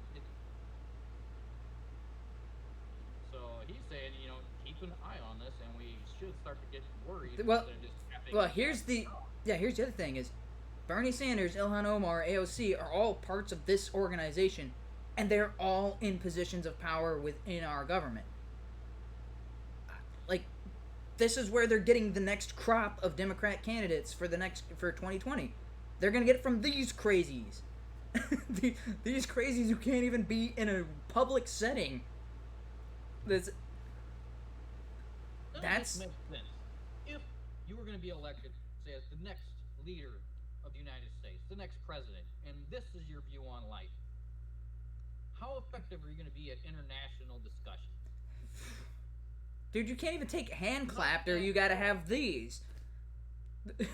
Even trying, so we've got Trump talking to Kim Jong, trying to establish some kind of peaceful relations, so that way we're not worried about him, shooting off nukes or starting some kind of war. So he's trying to go at it and just say, look, I'll talk to you like a human being, like a world leader. Let's just discuss things. All right, we're going to build at least a dialogue here. He's gotten to the point where he can do a flyby, stop in, and actually walk into the DMZ, which no sitting president has ever done. Yeah. Do you think Kim Jong can have any respect for somebody trying to further that dialogue and say, let's keep peace, to some whiny baby complaining about how they are offended, or you need to watch what you're saying because it's triggering this anxiety or emotion? No. Do you think any Middle Eastern country, any Asian country is going to take you serious? Dude, nobody in this... Discussions with the country in South Africa. Hey, South Africa, this apartheid nonsense, let's cut it out, but I'm triggered. No, nobody in this country... Well, I mean, very few people in this country outside of the DSA are going to take you seriously. let alone people in the world. People in the... in other places. Yeah, they're not going to... Yeah, you're... If you go over to another country, I mean, that's basically like signing your own death warrant. It's kind of like, that guy just committed suicide by leaving the safety zone. He left his safe space and had to deal with the real world, was unprepared, and yeah. I mean, ugh. Well, it used to be thought that people with extreme anxiety had mental issues. They had hurdles they needed to get over. Yeah. To get rid of anxiety. That was the goal, was to decrease and eventually remove anxiety. Figure out how to conquer. Now it seems the more anxiety you show towards life and the world around you, the more woke you are. And they do absolutely nothing to fix why they're anxious, what's causing this anxiety, or what makes them triggered. Well, that's what there was several articles that came out within the last month or so, talking about the triggered, and fact that the word triggered, well, not only is that causing more anxiety for people who are triggered, but also it prevents them from overcoming what triggers them in the first place. Like, the whole trigger warning thing is saying, oh, we need to protect you from that. And it's like, psychologists, like, this is something else Jordan Peterson talks about, is like, people that are in that situation, they need to confront these things. That's how you get them over these anxieties, is they have to confront them. And if you're putting trigger warning before it, they never confront it, they never overcome it, and they're kept constantly in fear of it, or constantly held back by this. But because he was talking, I think Targon had a quick, it wasn't a stream, I guess a video about that, and he said just the fact that mentioning that this may trigger you instantly triggers people before they even know what they're triggered on. Yeah. And it just made the situation worse. So there's... Before they even know what you're discussing. Yeah, so it makes the situation worse. Warning means it's already offensive. Just stop listening, period. Yeah, and so it makes the situation worse, but also, whenever these people hear the trigger warning, they shut down and don't listen to whatever's after that, so they never face the thing that they should be facing, to overcome, to get used to, or to, to grow beyond. I would think it could be even worse. It may trigger them on the things they didn't even know should be triggered. Yeah, and so this is how people become like extreme paranoids and agoraphobia and all that sort of thing. So it starts with one thing that they can't handle. And so then okay, I can't do that. And then there's something adjacent to that this reminds them of that. So okay, now that's pushed away. And then now this is associated with this other thing that I associate with. Okay, now I can't do that thing. And it just keeps building and building and building until they're trapped in a single room in their own house. Because they never dealt with the original thing that was causing everything. And now now they've got this backlog of, oh, I can't touch that because that will remind me of the new thing that I'm afraid of. And beyond that is the old thing I was afraid of. And beyond that was the original thing I was afraid of. They're so far removed, and they just keep building up these layers. And that they trap themselves to the point where they can't do anything.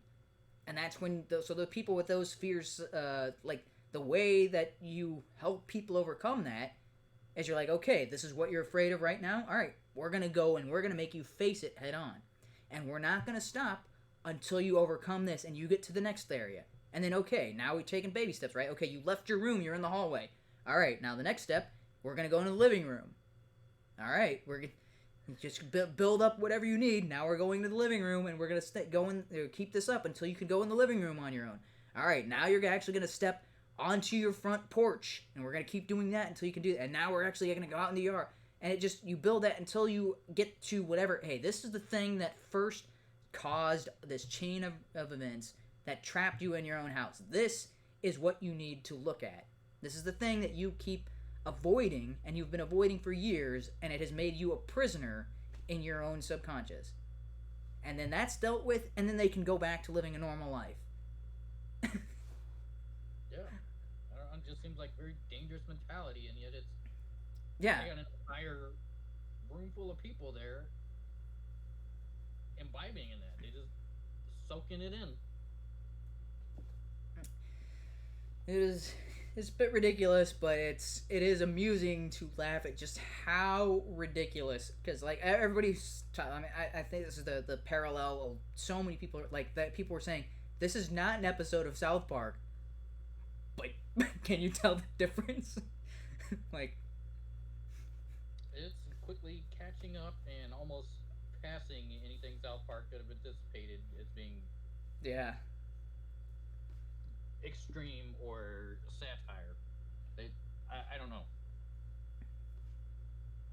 So it's it's scary to see how many people are doing that to themselves. Yeah, like as you were talking about the number, and the number is growing, and these are all people that are going to universities and coming out of the universities worse off than when they went in, because they come out like less intelligent, more anxious, more and in debt, and more dependent on handouts and free stuff. Yeah. Why would you send anyone there? I don't know. All right, and that's all I... Oh, wait, no, there was one more thing. I didn't have it pulled up as an article. Oh, man, I should have said that before I ended on the DSA stuff, because the DSA stuff was least funny. That's ridiculous. So, in other news, Soph was taken off of YouTube and is now gone to BitChute, and from what I could tell, her BitChute channel is growing pretty well. So she's going to be, before long, she's going to be neck and neck with Styx and Sargon on there. So it's so silly that YouTube would ban. So YouTube and Patreon kicked her off, and now she's gone to BitChute at least. I would assume she's going to join Subscribestar, but because she was at almost 1 million subscribers on YouTube when they banned her. That's just ridiculous. Way to go. Picking on a little kid. Yeah. 14-year-old who is probably smarter than anybody working at YouTube right now. Or at least anybody in charge at YouTube. But I was like, yeah, that's more advertisement for BitChute, more advertisement for competitors for YouTube, and YouTube's going to bleed itself of all of its content creators, and everybody's going to go to other platforms. Alright. I'm gonna have to watch more of this DSA. Dude, yeah, there's ridiculous stuff in there. The guy that was talking about not being able to focus because of all the chatter. Mm-hmm. He comes back. Himself, and he's like, yeah, from Sacramento, he, him. Like, yeah, there's a whole lot of that. And then apparently people in the audience were hissing at things they didn't like. So it's the jazz hands for what you do second, or instead of clapping or saying yes or saying anything, you do the jazz hands. But when you don't like something, you hiss. Why hiss? I don't know. I don't know. It's what people in the cat lovers. Wait, somebody had to come up on stage and tell people to stop hissing because hissing was triggering people.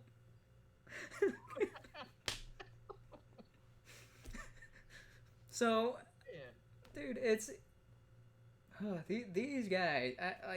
Oh, sorry, not these guys. That's gendered language. These people. There we go. That's. Which guys isn't really gendered anymore. It just means No. group of people. No, it's. But whatever.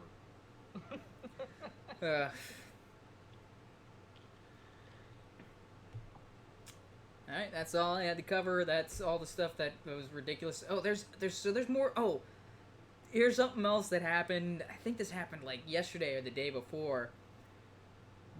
So Joe Biden was talking, and he's giving a speech about education, and he specifically mentioned like people that are poor, and he says these poor kids, because of their economic situations, we can't expect them to do as well as white students.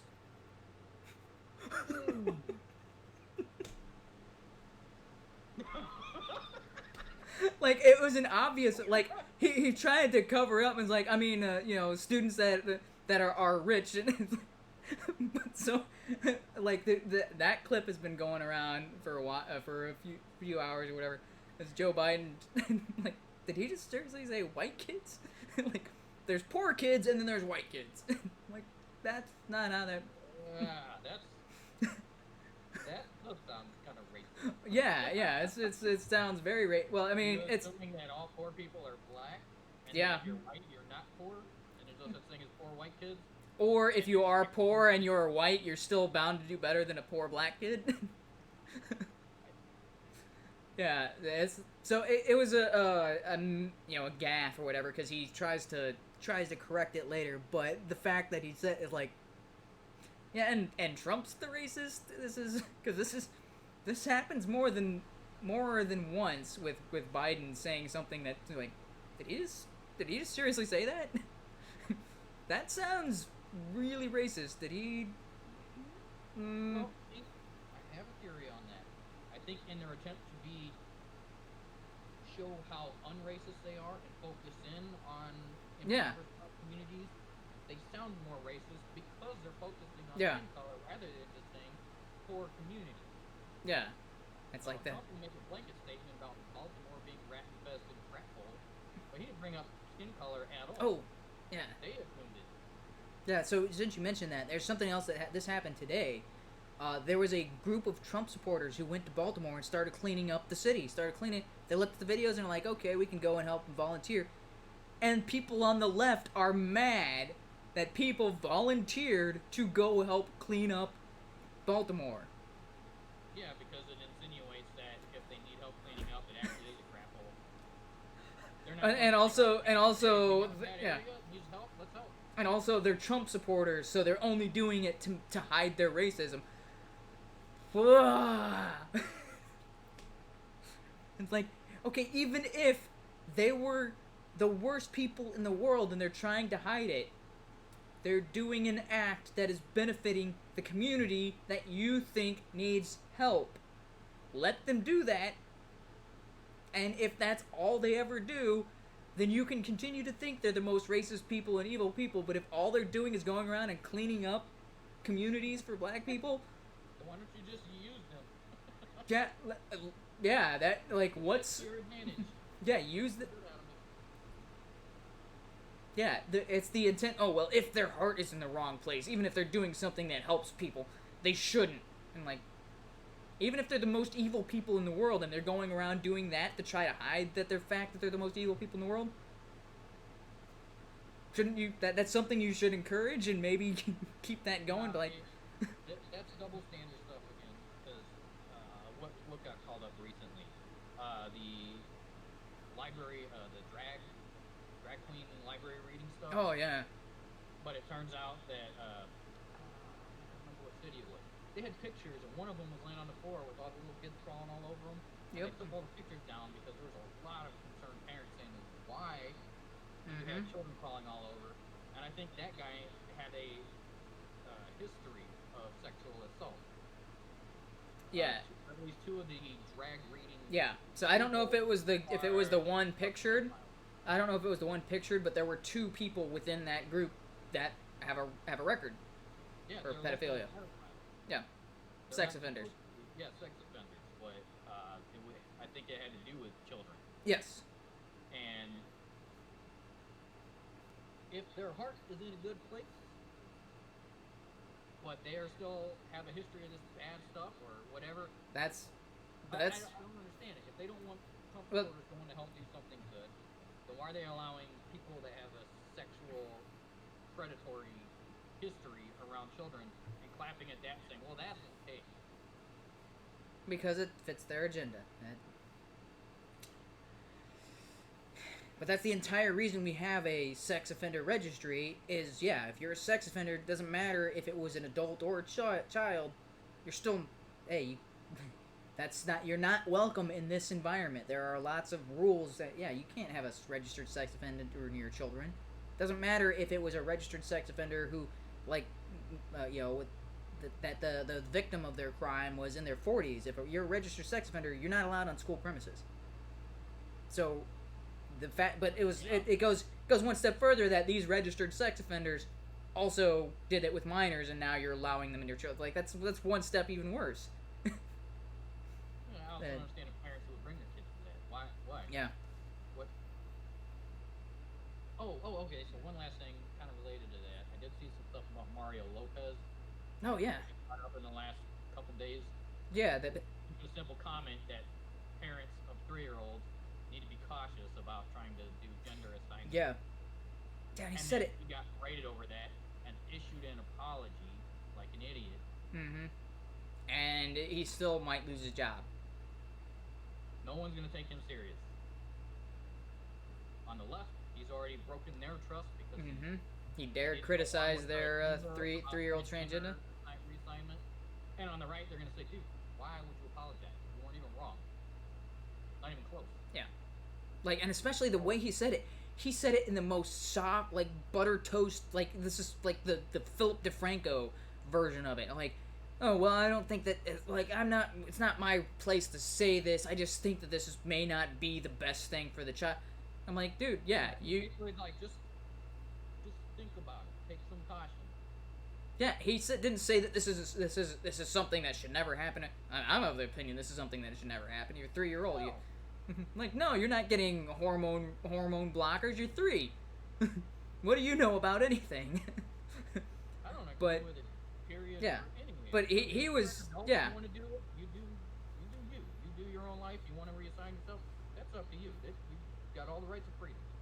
Yeah. But children, they don't even think about this till they start to get towards the end of middle school on whether they're attracted to the people or want to start dating. Yeah. And even then, they're not thinking, am I really a boy? That's not common anywhere.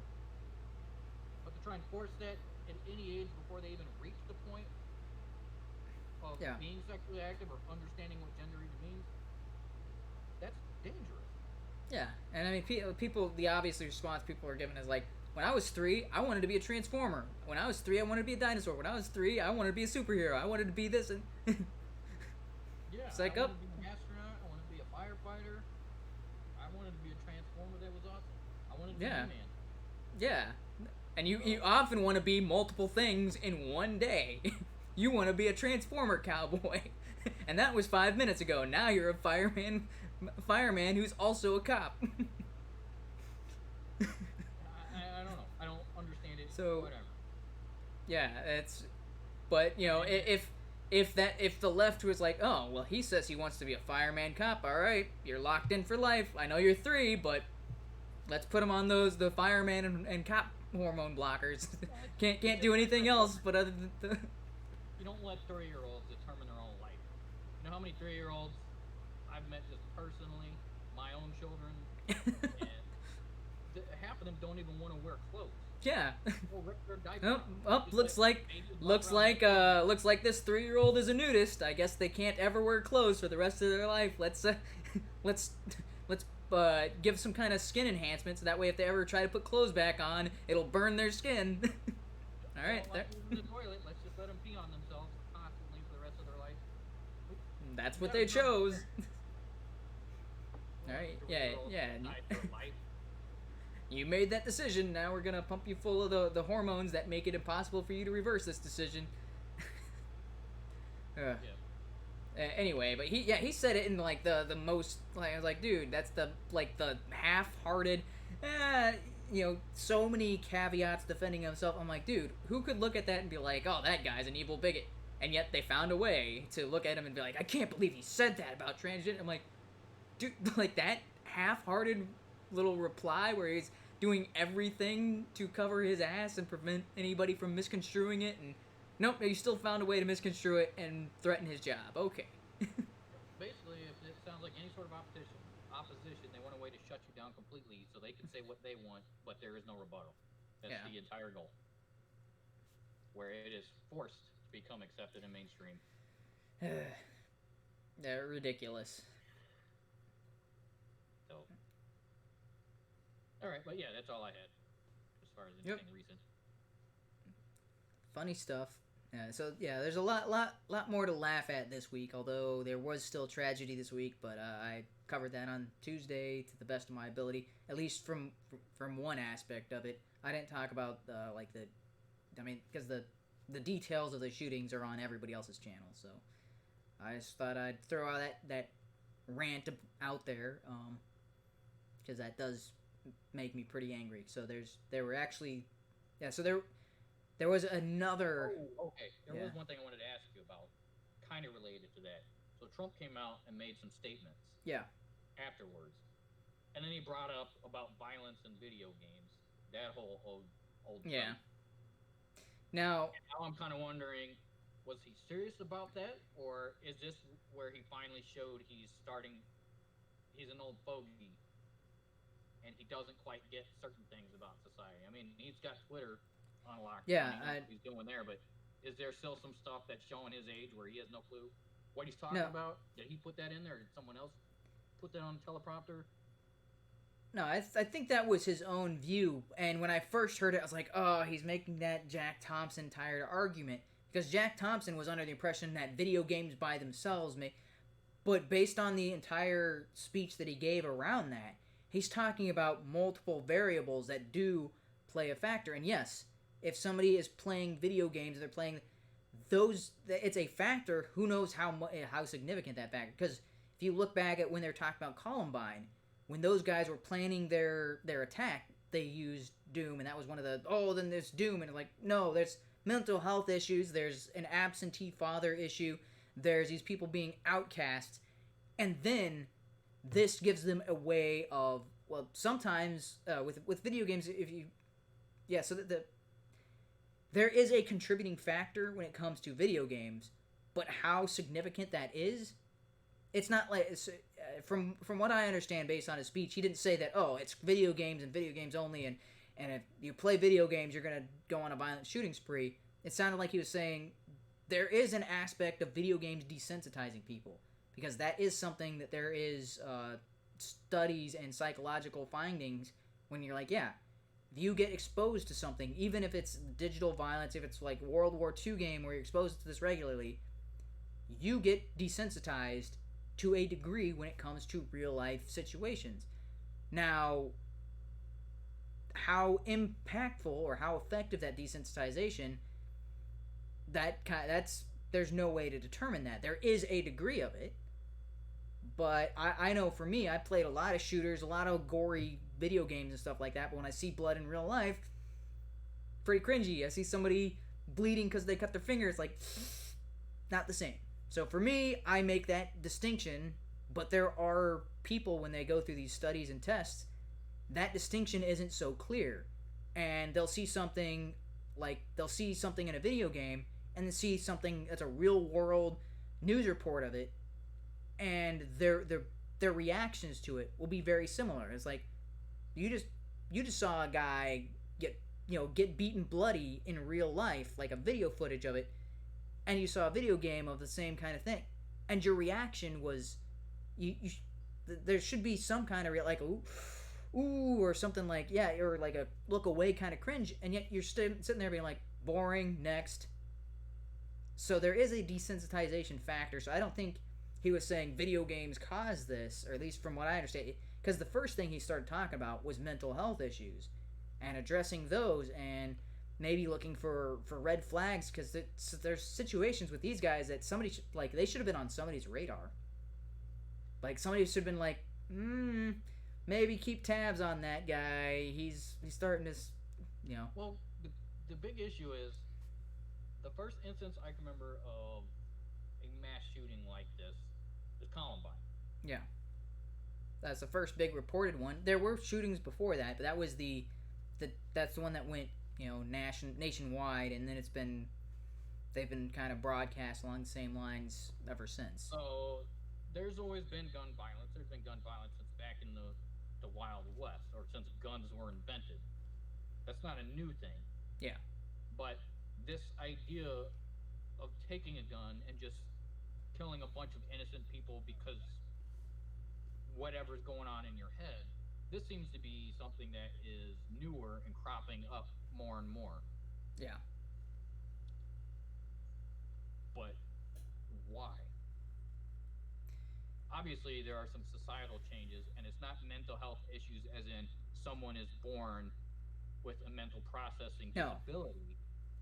This is something where they're not getting what normal kids should get in their interaction with the rest of humanity, parents, friends, families, school, things like that. Something is disconnecting them from reality.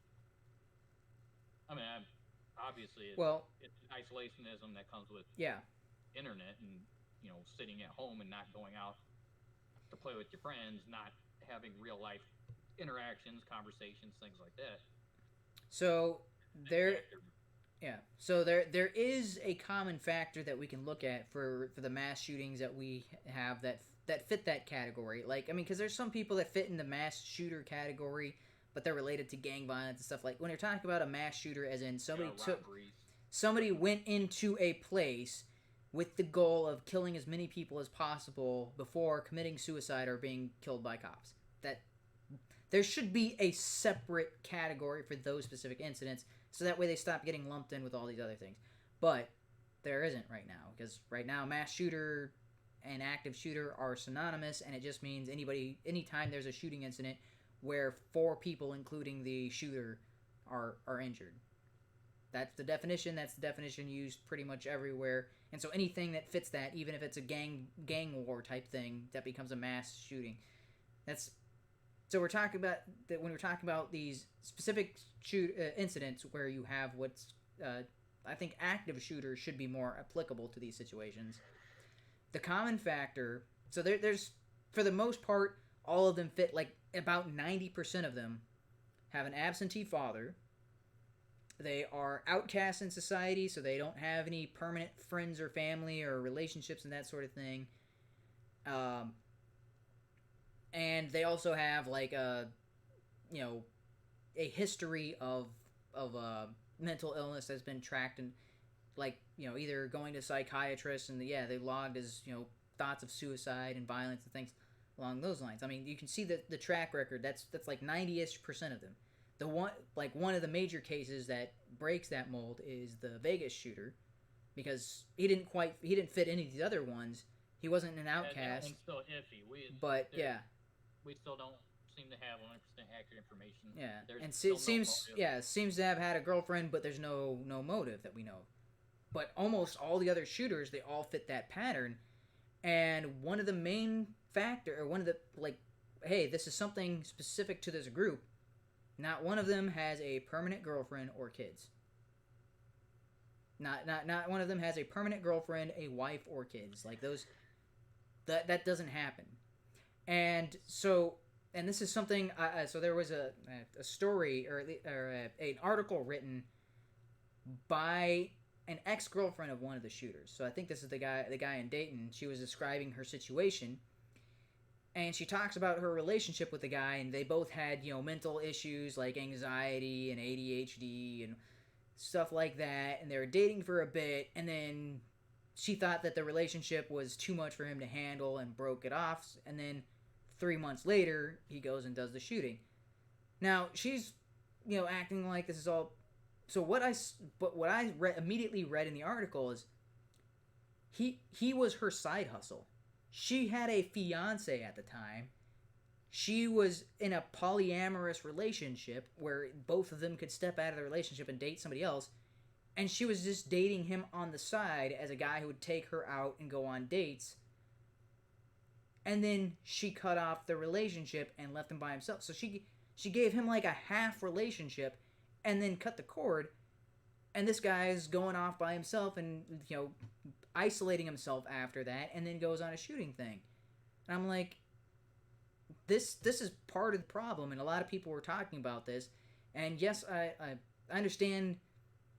So I guess I got to put the caveat. These people are often labeled as incels, right? Involuntary celibates, right? Now, I have to put the caveat because the people who go on these shootings or violence, they all fit within the category of incel, as in, yes, they're outcasts and they don't get sex, and this is... But when you're talking about the large number of people who want sex and can't get it, that's a massive amount of people, and this is the amount that go on mass shootings is still like 0.001% of the like 14 to 20% of incel that make up the population. So you're talking about like the numbers don't match. It'd be like so to equate being an incel with being a potential active shooter is kind of like saying, oh, you smoke marijuana, you're gonna get hooked on on black tar heroin or something like that. It's like the same principle. It's like, yeah, it doesn't quite.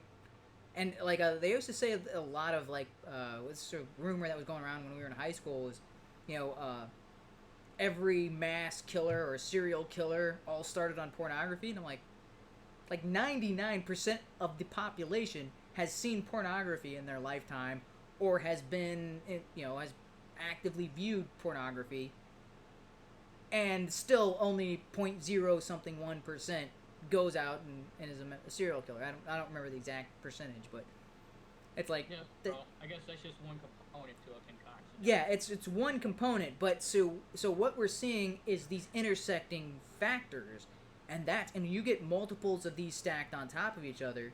You're creating a concoction that you're like, how could this... Yeah, this is going to end with somebody doing something crazy and violent.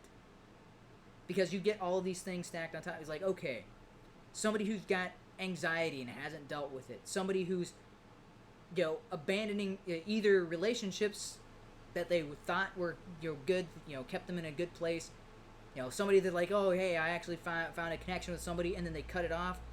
Okay, now they're out spinning out into chaos. There is no order in the world, and they're lost and trying to make sense of everything, and they end up taking out.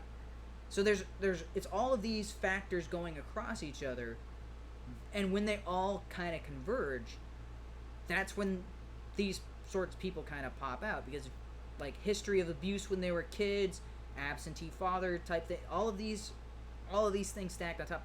So there are a number of people who play video games, and there are a number of people who have absentee fathers, and there's lots of people who have both, but they don't go on shooting sprees, and they live normal, happy lives. And then, well, what about absentee fathers, video games, drugs, abusive relationships, psychological disorders that they never dealt with, getting ingrained in ideologies that are inherently violent, where it's like, oh, this is the source of my problem. If I just eliminate those, then the problem will be... You start stacking all these things together, you've got a powder keg, right? It's like what is that? Trying to think. I was trying to think. Oh, so okay, so that's gunpowder and plus something else. Is it saltpeter? When you're trying, so what the ingredients of dynamite, right? It's glycerin. No. Yeah. Okay. Yeah. So. I thought it was like sawdust. Sawdust, glycerin. Oh, I don't know, but so there's multiple. Yeah, so there's a combination of ingredients in TNT. Now, gunpowder on its own is combustible. Okay. And you can get small explosions, even if you got this big pile of gunpowder and you light it on fire.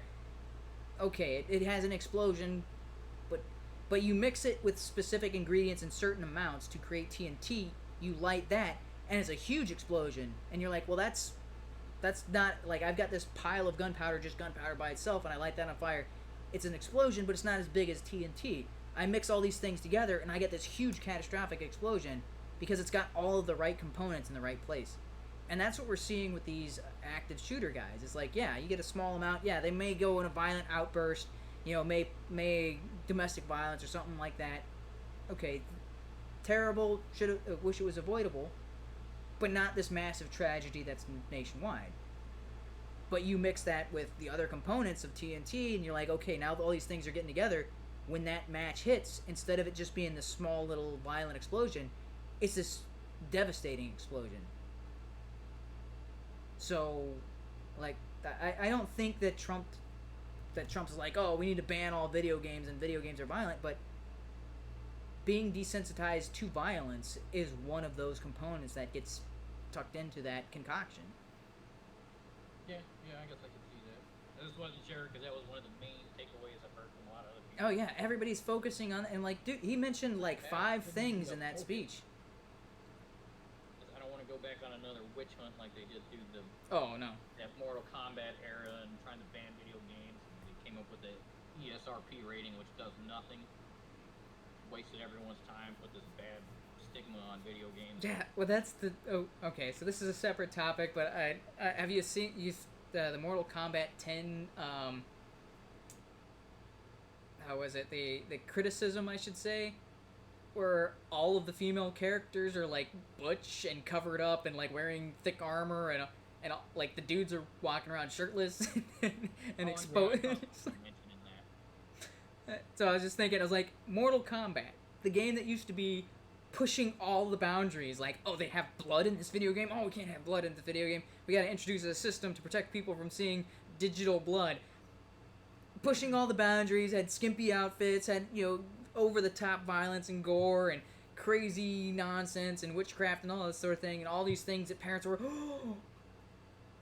That same Mortal Kombat is now like, women showing cleavage, we can't have that. It's just weird. That's the franchise that pushed the boundaries of what it meant to be, to be a video game and towing the line and pushing it further and further is now like, no, we've gotta conform to these standards. We can't be objectifying women in our game where people brutally murder each other.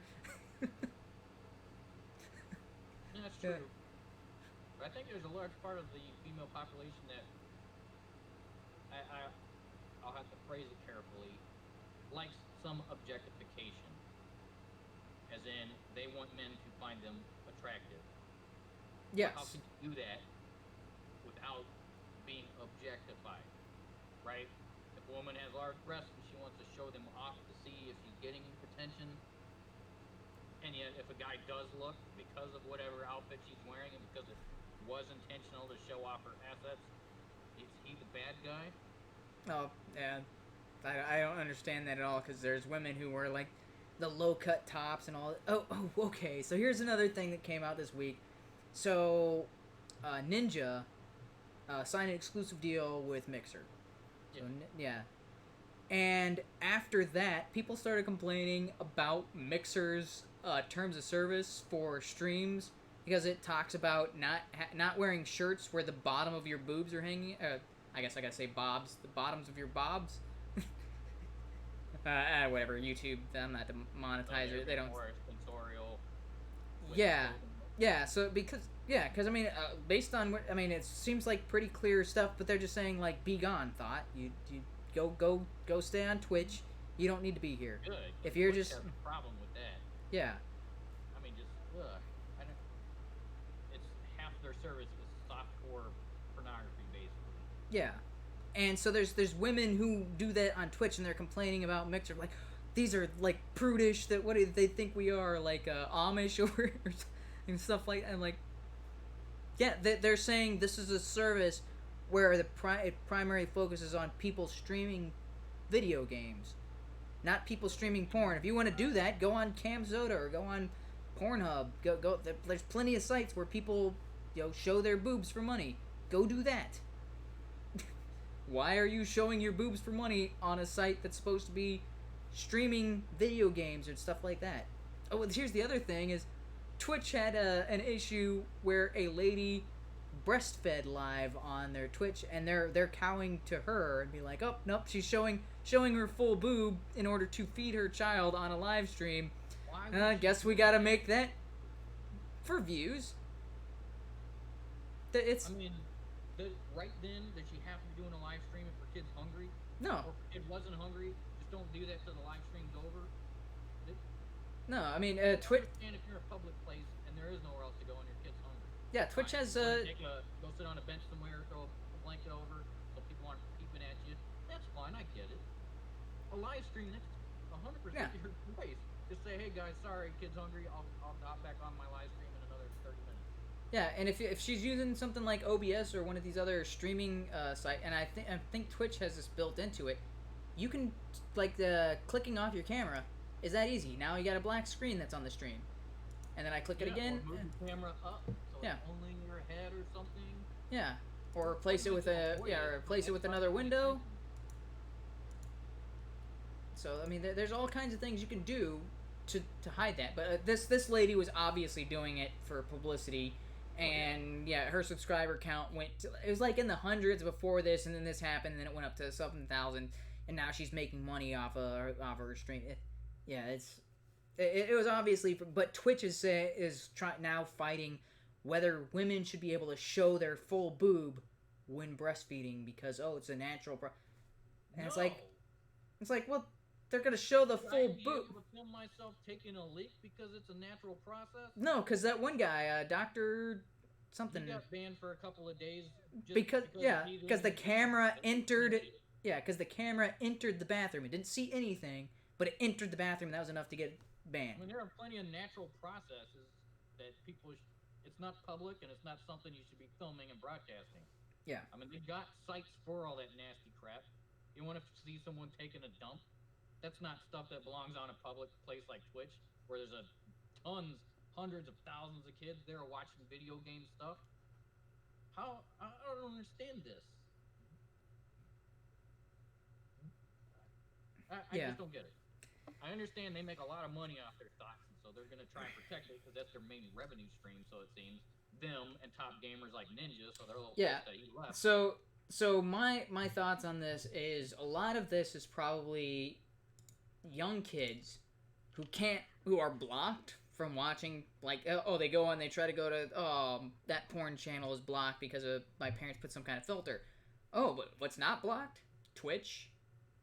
Oh, I'm 13. I've got access to Twitch. Hey, I almost saw a boob there. It goes back to, when you were a kid and you flipping channels and you get to the scrambled channels and you're messing with the antenna. I think I'm getting a clear picture. Oh, yep, I definitely saw a nipple there. Cuz that's this for kids.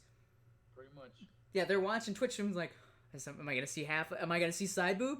Am I going to see side boob? Oh, look, I think I can see side boob. All right, keep fast forwarding through this. Yeah. But honestly, it wouldn't be an issue if Twitch stuck with their standards. Yeah. Which they don't seem to have any, because they already have guidelines against nudity and stuff. Mm-hmm. And yet an event happens, and if this person makes enough money, or if they deem it's controversial, nothing. Yeah. I mean, they did the same thing with what's her name throwing a cat over her head a couple weeks ago. Mm-hmm. Like, shame, shame, shame. They said nothing. Yeah, they said nothing. Outrage saying, because just a few months, like a year before that, another girl did the exact same thing. Cat hopped on her lap and she got banned for a while. But she wasn't as famous and didn't pull in the income. I mean, it was the exact same scenario. Yeah, I was about to say. Then they go over to some guy's channel and like, oh nope, banned. Yeah, I mean, they just don't maintain their standards because some of their top earners are doing stuff that would violate their standards, but they don't want to lose that revenue. Set standards, keep your standards, and if that's not going to be your standard, then take the standard off. Yeah. And some other platform will come up that's going to be more family friendly or have standards. But yeah, Mixer is probably that, because Mixer is owned by Microsoft, and so they've got, I mean, they're trying to keep that general audience. Well, yeah, because they can't have their reputation tarnished by having half-naked people running around or flashing stuff on screen. Yeah, because so that Mixer thing is available as part of their Xbox platform, and so if Xbox get labeled as that's the platform for pornography, then well, good luck trying to sell an Xbox for Christmas. Yeah. So it seems, and they make enough revenue everywhere else that this is kind of just an extra service to entice people for their hardware. So it seems they're going to be more of a company that can keep their standards. That's good. But man, I don't get it. I don't get it either, but I think this stream has gone on long enough. It's been a little over 2 hours, but dude, I keep watching those DSA like those video clips, and I still, man, it is so absurd, and like there's always like every time I watch through, there's always something else in there that just like, oh come on guys, seriously, how do you get anything done? Yeah. All right. But that's been a source of a lot of laughter for me throughout the week. All right. I think I'll watch a couple more clips because I've only seen just a very little bit of it, but it was pretty hilarious so far.